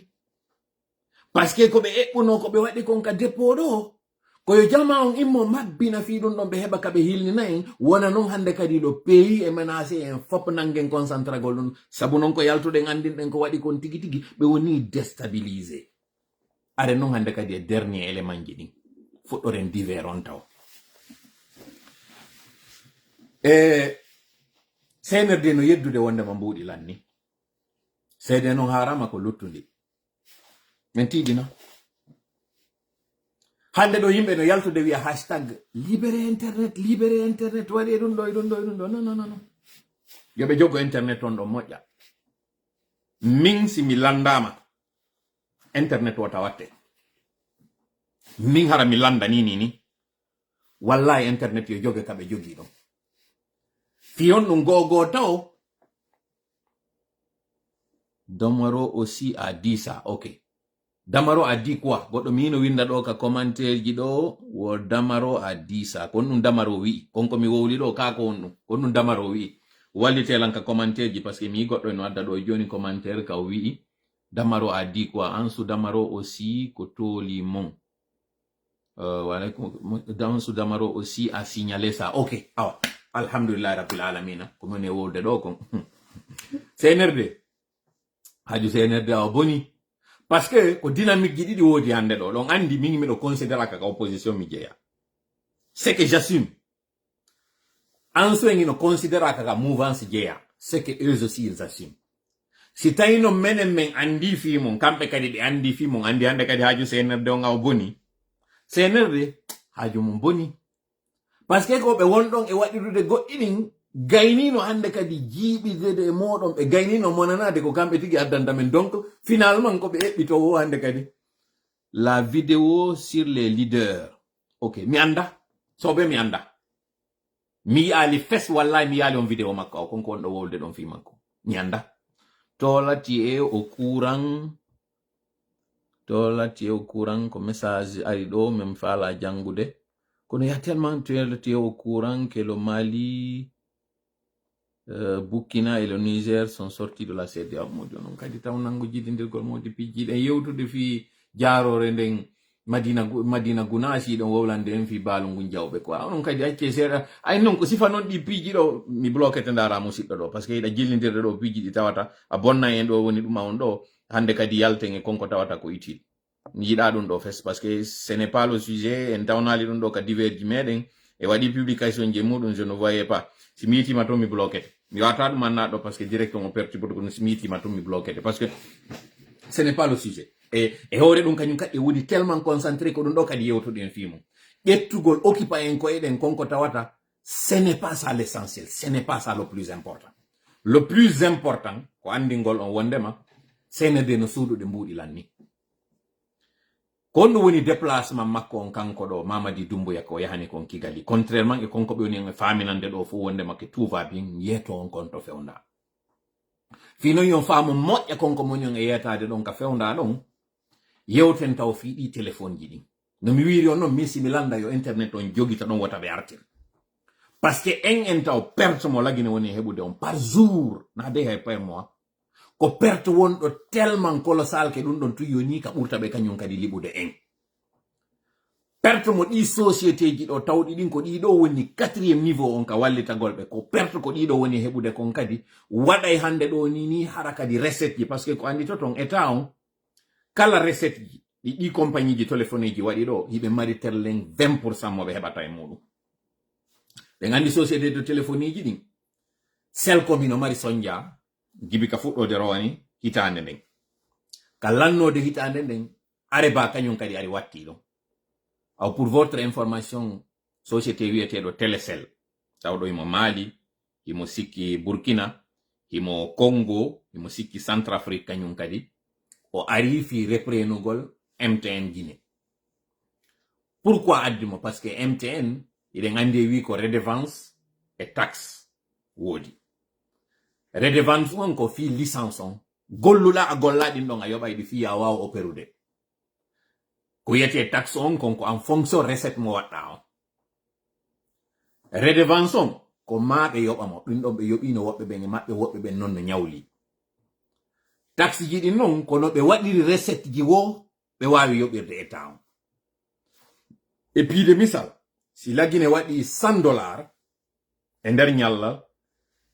e si tay société de téléphonie ji di wadi $100 nyallal be yobay taxi ji $20 de tawata ko état on arfenta ko dum don état on utilisata fi yobugol fonctionnaire be wada kala ko tawata ray den hato jini e mudum ko wallito to lendi wada laawi wada laptaneji ko nanditi e mudum yoba nyamale kadi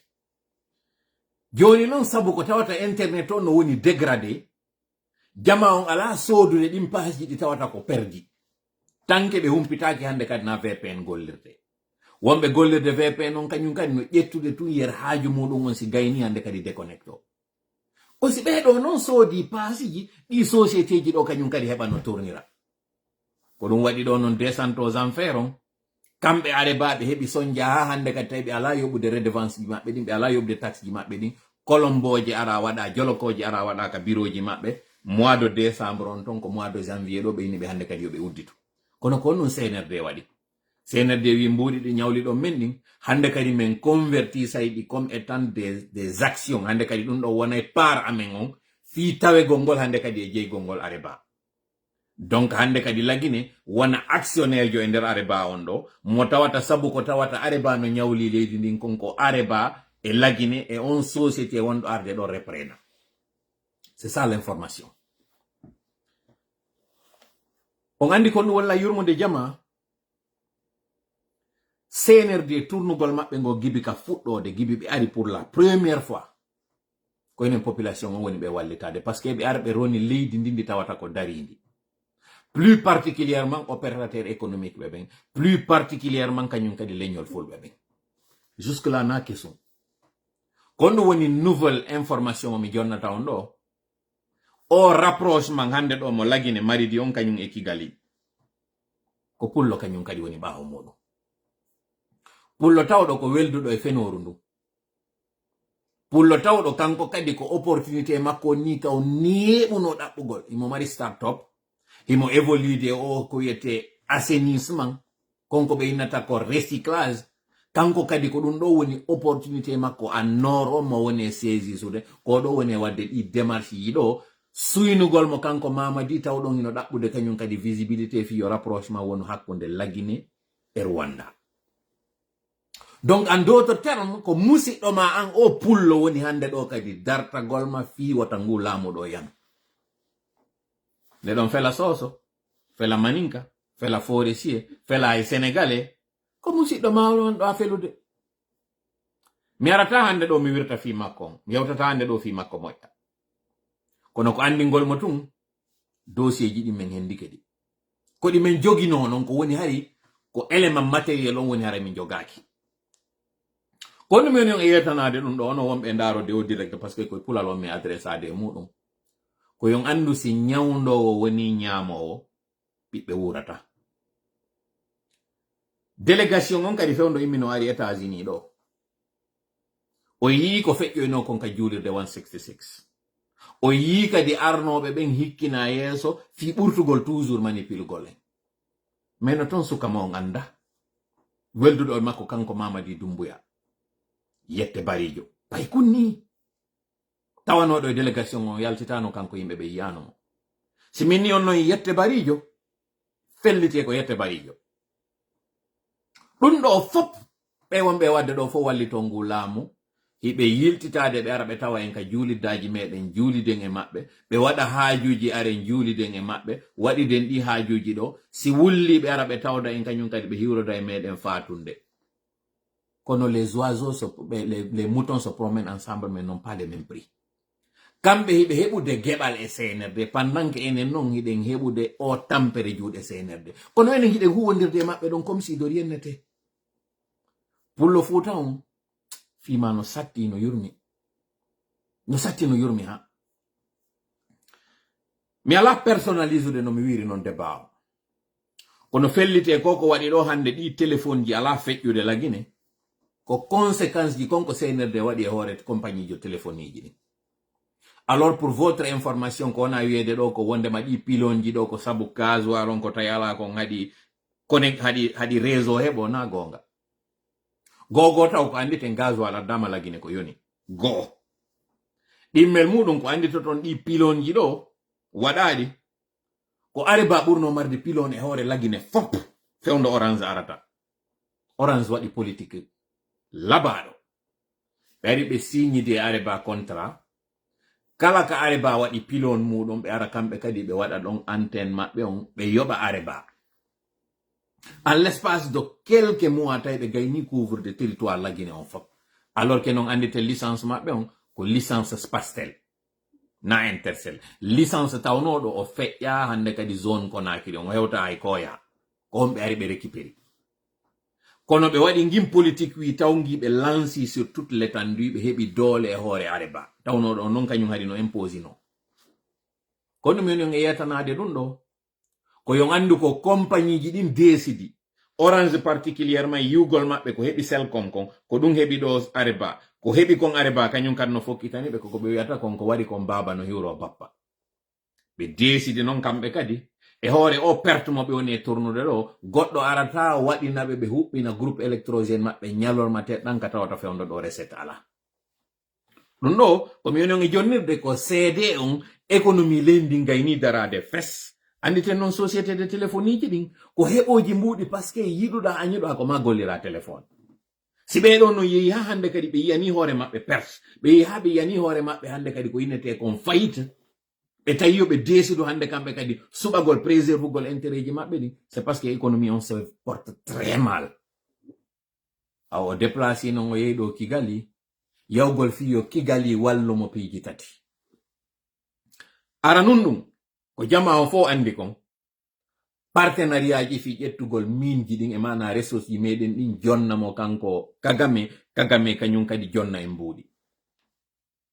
terlen ɗon sa été un échec fiyon ɗum woniri échec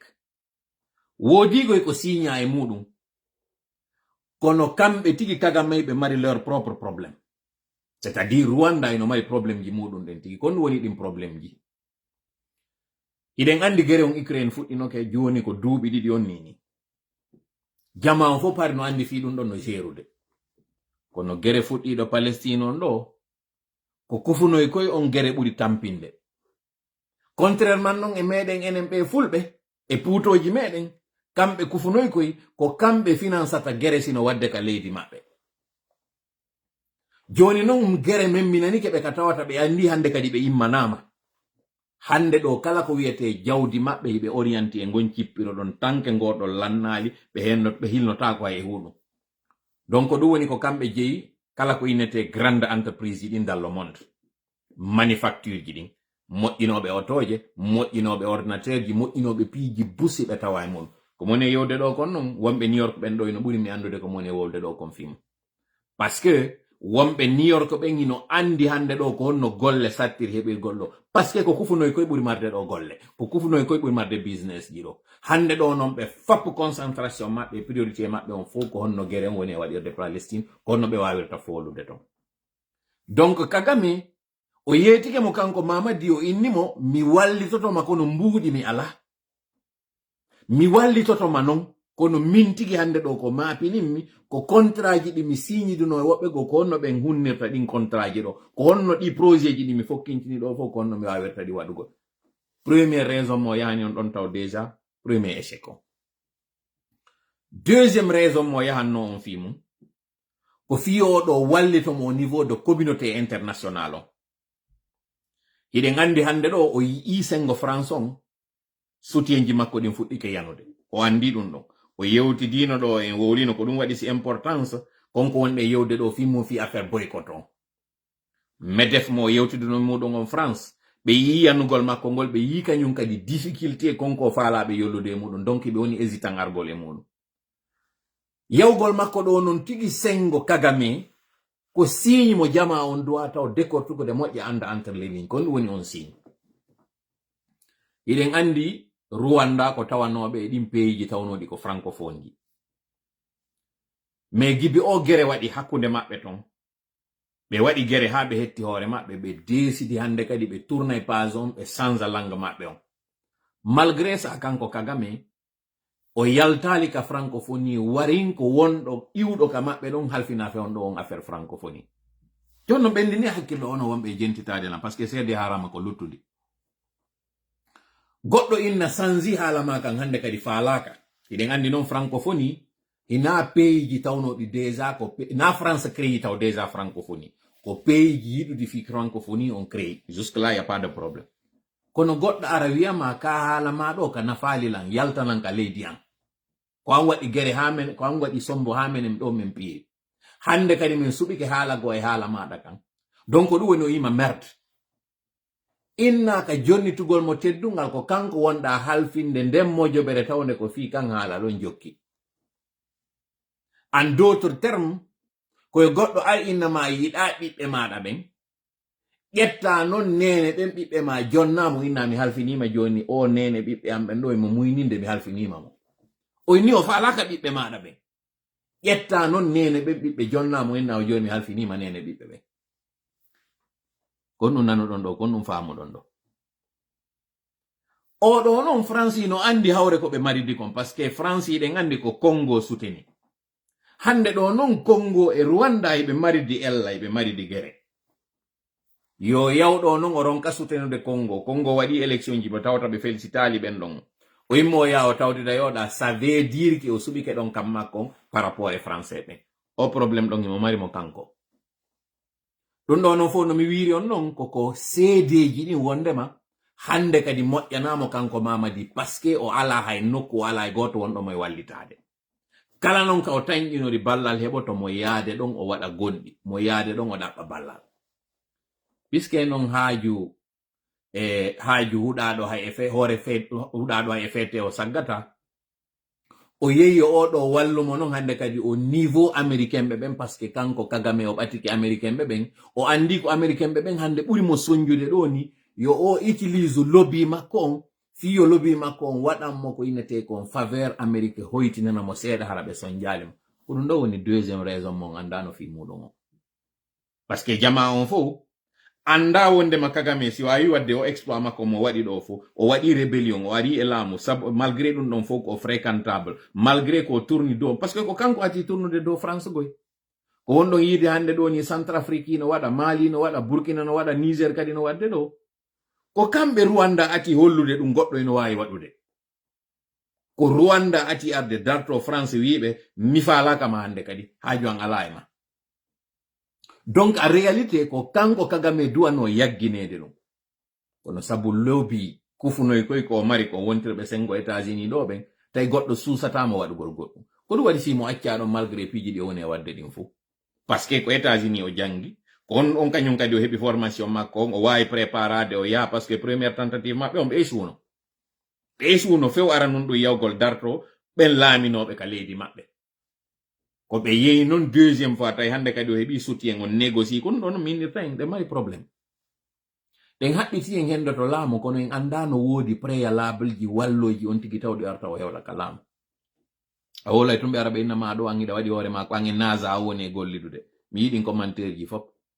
kono mi kirɗa mi hajaka ndem ɗo yaɗin miɗo yurma wonde ɓen wonɓe arɓe waɗa ɗum parce que na sabo commentaire yimɓe ɗiɗo tato ni ɓe tawata ɓe anda e ko ɓe woni mi harirta ɗo mi nanga wi'ugol mi waɗa e CV an ɗo e kene mi harata mi waɗa ɗum haray mi rebisi hoore an haray déjà taw mi waɗi ko ɓe innata kon siɗa fokkitiri yeeso wata ɓaawo hewtoma mais si a fokkiti yeeso tawi an gite maɗen kaka rétroviseur woni a koño e joni yeeso mi waɗata ɗum kono si Allah jaɓi sayi on aroye kami jaaboyo on onon wonɓe wadde ɗum ɗon onon wonɓe e sowon sinde innande mo ara wola ɗo woni fi affaire sénat himo famini kanko emo gollidude e mi anda homɓe mi aroye mi yewta on ɗo si Allah jaɓi mi hawja plat de vengeance an on mi yeti ko mi ñaama mo hara mo ɓuuɓi jam waren mi wona obligé ƴettugol mo naadoyamo ka micro onde parce que mi hawja hiɗon jiɓi ko onno mi woni e heɓirde ɗo information ji ma ko onno mi woni e volirde on lutta e kan kumpa ko ka kumpa warata on onon habbiɓe men ka tournanji ɗon habbe ɗon moƴƴa de nange ɗon frais moƴƴa poɗon frais ngamen on joɗɗon abbo ɗon ɗon on nano e tumen hewti kamen fokkiti ɗon si Allah jaɓi ka jooɗi ɗon iɗon habbi ɗon on nano e tumen hewti kasolano tien arten essentiel on piiji tati naɓi mo huugol faabo e sengo ka bange mbuuɗi ko wallitomo sengo ka affaire diplomatie extérieure on yon ɗo wonanmo porte-parole convaincre américain ɓe yoɓe jonnumo chance troisiéme e non de moindre secteur téléphonie on yo ɓeɗo wawmo wallude non hande kadi o parmo ɓe heɓi on ɗo ka sengo areba ɓe jonnamo non mbuuɗi hande kadi ɗo wawa relansude secteur de téléphonie on e secteur internet on en tant que tel voilà piiji tati ɗo yehiɗin fi muɗum preson non ko ɓe yetoto on ko yani piyum gotum kon fi affaire yawgol négocier contrat ji sengo ka infrastructure ji sengo ka salubrité e sengo ka minji e sengo ka ko ɓe inta kon entik ko ɗiɗo ɓe wolanta on fi muɗum parce que ko ɗiɗo ɓe inni officiellement yo yaltine fi mum parce que kanko tigi waray mo mari probléme so wowli goɗɗi gono toon ɗi tawimo yewtudude lagine kanko tigi Kagame naaɗi fo o wata wolude fi kala wari o huɓi ndike leydi makko ndi no ton goɗɗi o wata wolde bref ko ɗum ɗo mi marno ko mi yewtayno on hande ɗo rete non e yewtere anden ɗo piiji nayi no gasa joyi ara noon e majji yalten e o merente senerde ko woni en e kujinirde ɗo kon yalten e ɗum ɗo fes réseaux sociaux ji ɗin so yi goɗɗo no waɗi connexion ka woni e yennude ka woni e wirtude ka woni e wirtade ka woni e wowlude konko tawata ko payagu ignorer fespas on diron si ɗon mari feere désabonné si ɗon mari feere bloqué on tigi parce que oɗo si tawi o ala gollidude e CNRD mo waɗude dow konko CNRD créé condition muɗum fi e yawyanen e muɗum extrêmement important hande ɗo yon gollir hakkil moɗon kin gite moɗon ɗen e noppi moɗon ɗin e karaji moɗon ɗin konko tawata nafay si tawi nafata buudu fes haysi ko min ɗo sa ari a tawi miɗo yewtude ɗo konko tawata nafata buudu fes pasan on ko ɗum mi torima go ɗimmel muɗum puisque ko ɓe faala ko waɗugol en e merente on merente fi en yilto e konko woni soobe on hande ɗo ko en hawti to fop jonnidire en juuɗe dartoɗen CNRD ɗiɗi tati non dartagol ngol non CNRD ko honɗum hande ɗo naaɗi médiaji woni adversaire men naaɗi parti politique woni adversaire meɗen naaɗi pays voisin ji meɗen woni adversaire meɗen on ko inde wotere o jogi ko CNRD non woni ko civil woni ko militaire ko ɓeɗo woni adversaire meɗen tati nayi action ji ɗi duwaɗen wadde ɗin fi liɓugol fi maɓɓe ko andugol ngol ɓe gayni lahude mbuuɗi lanni heɓe ɗaɓɓude solon kaɓe gaynino yanude ɗo heɓe faminande wondema kamɓe tout va bien dynamique mo wonɗen e wadde on non no mi wiiri non ko mobilisation à l'extérieur et à l'intérieur 2007 ko waɗuno kon hewtiti kañum kadi ɓendi si tawi non enen en wawali soutenude o mouvement mo CNTG woni ɗo fi muɗum haraya wallinɗen go cippira ɗo nayi jowi on jentite moƴƴa o parti wonɗo joyi ɗo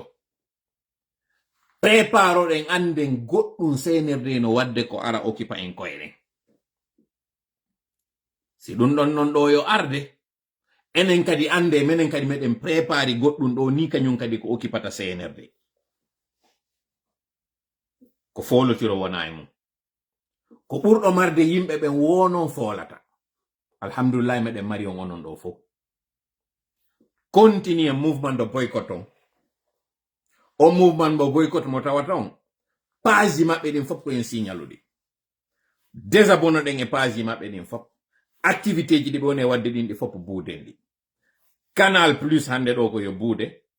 compagnie ji kala innaɗi ɗin ko français ji ɗo fi en continue waɗugol ngol pression e hoore maɓɓe ko en waɗu kala mo yiɗen hay musidɗo meɗen hino gollidude e CNRD kikil soit hande ɗo mi bloki wondu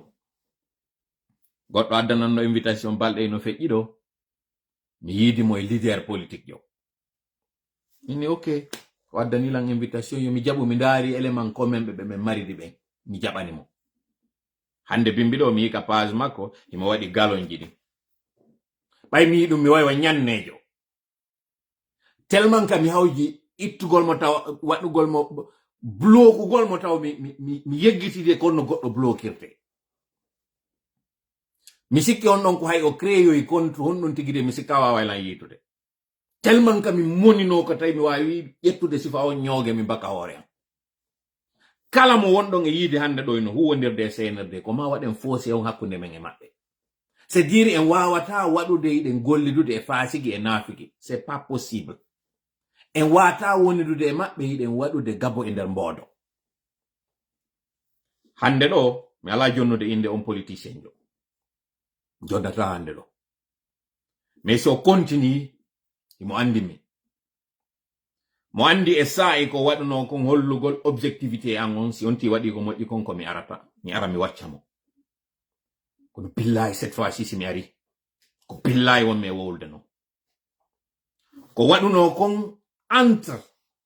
élection ji ɗin 2020 ɗo discours mo waɗidu noon e ɓe sukaɓe carnage mo woli fimuɗon on so yalti lagine mi ara mi weɓita ɗo mi aray mi weeɓita ɗo fi makko carrière makko politique on o bona e fes par ce que ko on tuma noon nanon criminalité on andon ha honto on neɗɗo ko hunƴuɗo ya yaw ha jooɗoɗoɗa yimɓe wowla konko wowluɗa ɗon andina accama ya yaltuka leydi par ce que ko ɗum prépare ya prépare ara remplace hiɗa andi a nani yimɓe warete ça c'est le comble de la criminalité sincèrement hiɗen mari yimɓe tawɓe miɗo jiɓi wonde si mi ndaari woɓɓe go mi jiɓoto si ɓe no andi ɓe maaye ɓe immentine ɓe landite ko ɓe waɗi. Mi andi tan on ɗum ɗo fof ko fi affaire politique. Tana meɗen on na sosojo, na maninkajo, na forestier. Tana meɗen on ko jeyaɓe meɗen. Tawɓe non sans scrupule mo ɓe mari on ko ɓe prêt à tout. Y compris joɗagol e fureji ƴetta ƴiƴam yara. Ils sont prêts à tout. Cette fois-ci, non. Ay en yi détermination CNRD on. No mercy. No mercy. Si minni non no mercy, ko anglais mi wori. Sans pitié. Nawigol ngol no merci. No, now no. Sans pitié. On wawata wonde joɗoɗon e julle ɗiɗi. On soɓoto julle ɗen yottoɗon nde.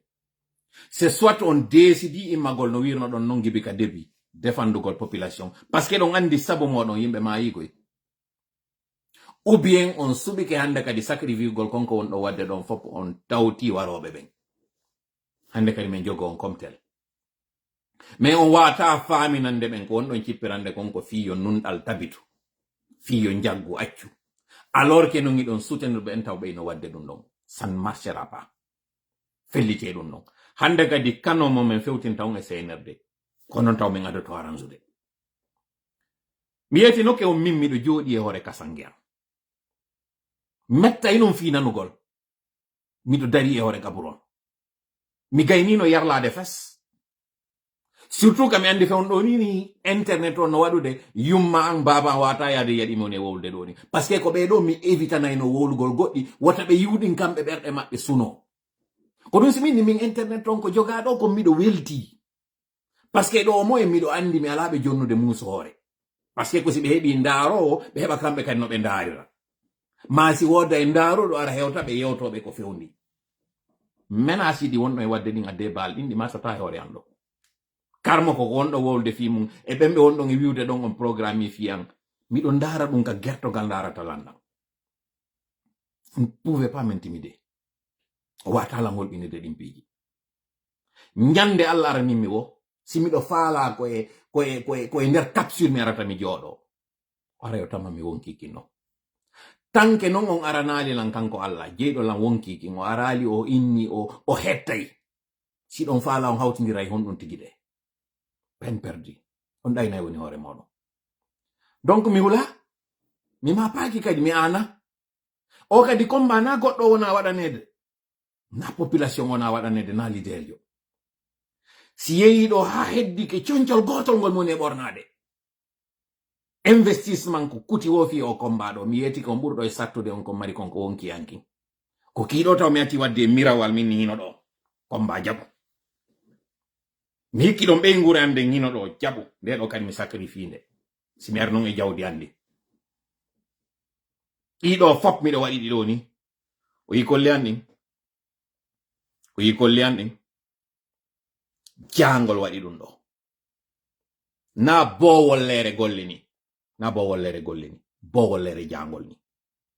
O yi peɗali ɗin. O yiɗi. Jangol waɗi ɗum ɗo. Parce que miɗo e nokkure de tawata nayo mi yiidu e kala ko innete neɗɗo. Miɗo wakkili ɗum ɗo.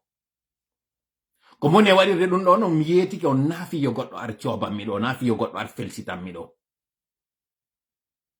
Gimi mi naati e nder o gere mi anda kotoji jelu mi yeeyi, mi anda ko activité yeji jelu mi acciti. Tawnoɗi ko rapportanoji lambo. Ko ɗum si mi yimɓe no ara wola ɗo fi affaire monétisation et vue. Mi tawi no yurmi. Si mi gayno live ɗo mi waɗanayi on ko jelu ndu lewru feƴƴude ɗo monétisation on apporti. Mi weltano ɗo moƴƴa ɓe wonɓe arde waɗa annuyeji muɗum ɗo. Itta ka mari ɗon waɗa ɗi étoile ji muɗum. Ko annuye on konti. Yo Allah yoɓano. Yo Allah lontin ka ittuɗon ɗon waɗa barke ko heddi kon. Waɗana on sadaka ko ittuɗon kon. Ka Allah hina quantité on konti. Ko qualité ko waɗɗon kon. Ono wonɓe wadde ɗo ɓen siɗon marno feere ɓuri ni on waɗayno kadi ɓuri ɗum. On holli ɗon faala. ɓe wonɓe wiide ɓen kañum kadi wota on ar wota on ndaar wota on wallito ko mbuuɗi ɓe woni wadde ɗon nandi haa ɓe wonnoɓe wiide kan wota on faggu wonɓe ɓen kan nelaɗo Allah haa ɓe weele haa ɓe ɓitte ko si ɓe ɓittama hande kadi ɓe dogay mo si ɓe dogimo hande kadi diina makko kan heɓata doole la stratégie est connue si nelaɗo wawi résistude ɗum ɗon Allah okkimo doole e hoore ɗum ɗon ko Allah waɗi aw ko on Allah lon kadi men hoolori e ngal ɗo no mi wiiri on noon si ngo cippiro ɗo kuti mi yehi oto ko mari fop jawdi ko mi mari fop ha mi heddori complet goto mo mi ɓornoto je suis prêt ɓe mi wondi e muɗum ɓen fof kadi miɗo andi nous sommes prêt dans ça ko ɗum waɗi si min sacrifie hoore amen komi wonɗon e yiide ɗo kono meɗen ɗuuɗi alhamdulillahi rabbil alamina yerɓe yewtere nde woni hewtude ɓe on holli fidélité on holli loyauté on holli engagement pour finir résima ɗo jama on fop wonen prêt appel mo kañum CNTG woni noddude ɗo wota ɓe noddoy oɗo tawata innete hande kadi men accidi on e hoore moɗon koyo taw ko sonnaɓe ɓen onon hikkoto yeeso par ce que hande ɗo worɓe ɓen fof gayni yaltude leydi ndin ɓe yaltali leydi ndin ko hakkunde ɓen barminaɓe hakkunde ɓen kasaɓe e hakkunde ɓen waraɓe ɓeɗo non fof andite koye tegeji moɗon ɓe yalti ɓeɗo fof ko e sookeje moɗon ɓe muynina ɓeɗo fof ko ɓaawoji moɗon woni ko bambi ɓe haɓe woni yimɓe haɓe woni ɓen dariɓe goɗɗo nyande go ƴettoya finkari ara fellira ɓe wa digire ande ko onon ɗum ɗo ɓuri concernude o debbo momminɗo nde yewtere ɗo ko ɓuri on wo ko yaltitugol o ɓura on ɗuɗugol o ɓura on susugol kono kanko sabu golle makko ɗen ko kanko ƴetti yewtere nden ɗo hande ɗo en fop wonen prêt nyande inna ɗo journée de mobilisation senerde ko fellata ko aden goto ma ɗiɗo ma tato si jama on fop wi git senerde taway timbata parce que si hande ɗo eɓe traitude o procès de 28 septembre mo tawata ko yimɓe 150 e nder stade goto wara senerde ƴettata risque on fellugol jama on fof lagine ɓe hattana kono so yiɓe fellude ɗiɗo tato nayo ko parce que ko ɗiɗo tato nayo woni e yaltude hande ɗo jama on fop hino duwa immorde nano e ñaamo gaɗa e gaani dow e ley funnange e hirnange si fop immodi wupnde wotere mo kala ka woni ɗon yalti nyande inna on yo yalte tawa ko reeduɓe ɓen e ɓeyɓe ɓen e sonnaɓe ɓen e mawɓe ɓen ko ɓeɗo hikkoto yeeso si sukaɓe e fayɓe yiwtira ɓaawo ko ɗon senerde andata ɗum ɗo mi wawata timbude kono tanke ko korunga mbeɗunga wonɗen e wadde bonjour le dégare senerde heeɓi ka jooɗo si ɓe jooɗi ka ɗo non o yii Mali e Burkina e Niger ka desidi ɗo yalti CEDEAO goto susata fewtude ɓe yewta ɓe goɗɗum ɓeɗo kañum kadi waɗa hande kadi ko faalata o goto susata yewtugol ballal meɗen ngal hinaɗi communauté international ji waɗanta en ballal meɗen ngal ko enen waɗata ngal communauté international non ara tawa en e ɗum ɗo la yughayyiru Allahu ma bi qawmin hatta yughayyiru ma bi anfusihim Allah ittata ko woni e yimɓe tanke ɓe ittali ko woni e maɓɓe ko e ka nder bible ɓe inni et toi et le ciel t'aidera e pulal ɓe inni yirgan hoore ma reedu ndum fewndo ɓe ma yirgande ɓaawo ngo mi tori kala woni ballo meɗen hawrindina e sawabu allahumma amin allahumma salli ala sayyidina wa sallim de yontere wonde arde ɗo e humpondirta par ce que ɗum ɗo woni hyper occupé très occupé e humpodiroy wono gasa sinara ko urgence waɗi gasa samedi no gasa hay e samedi mi ron kawawdirma par ce que miɗo woni super occupé min naati e phase mo tawata on no mi wiiri on non fe fa fe salamu aleykum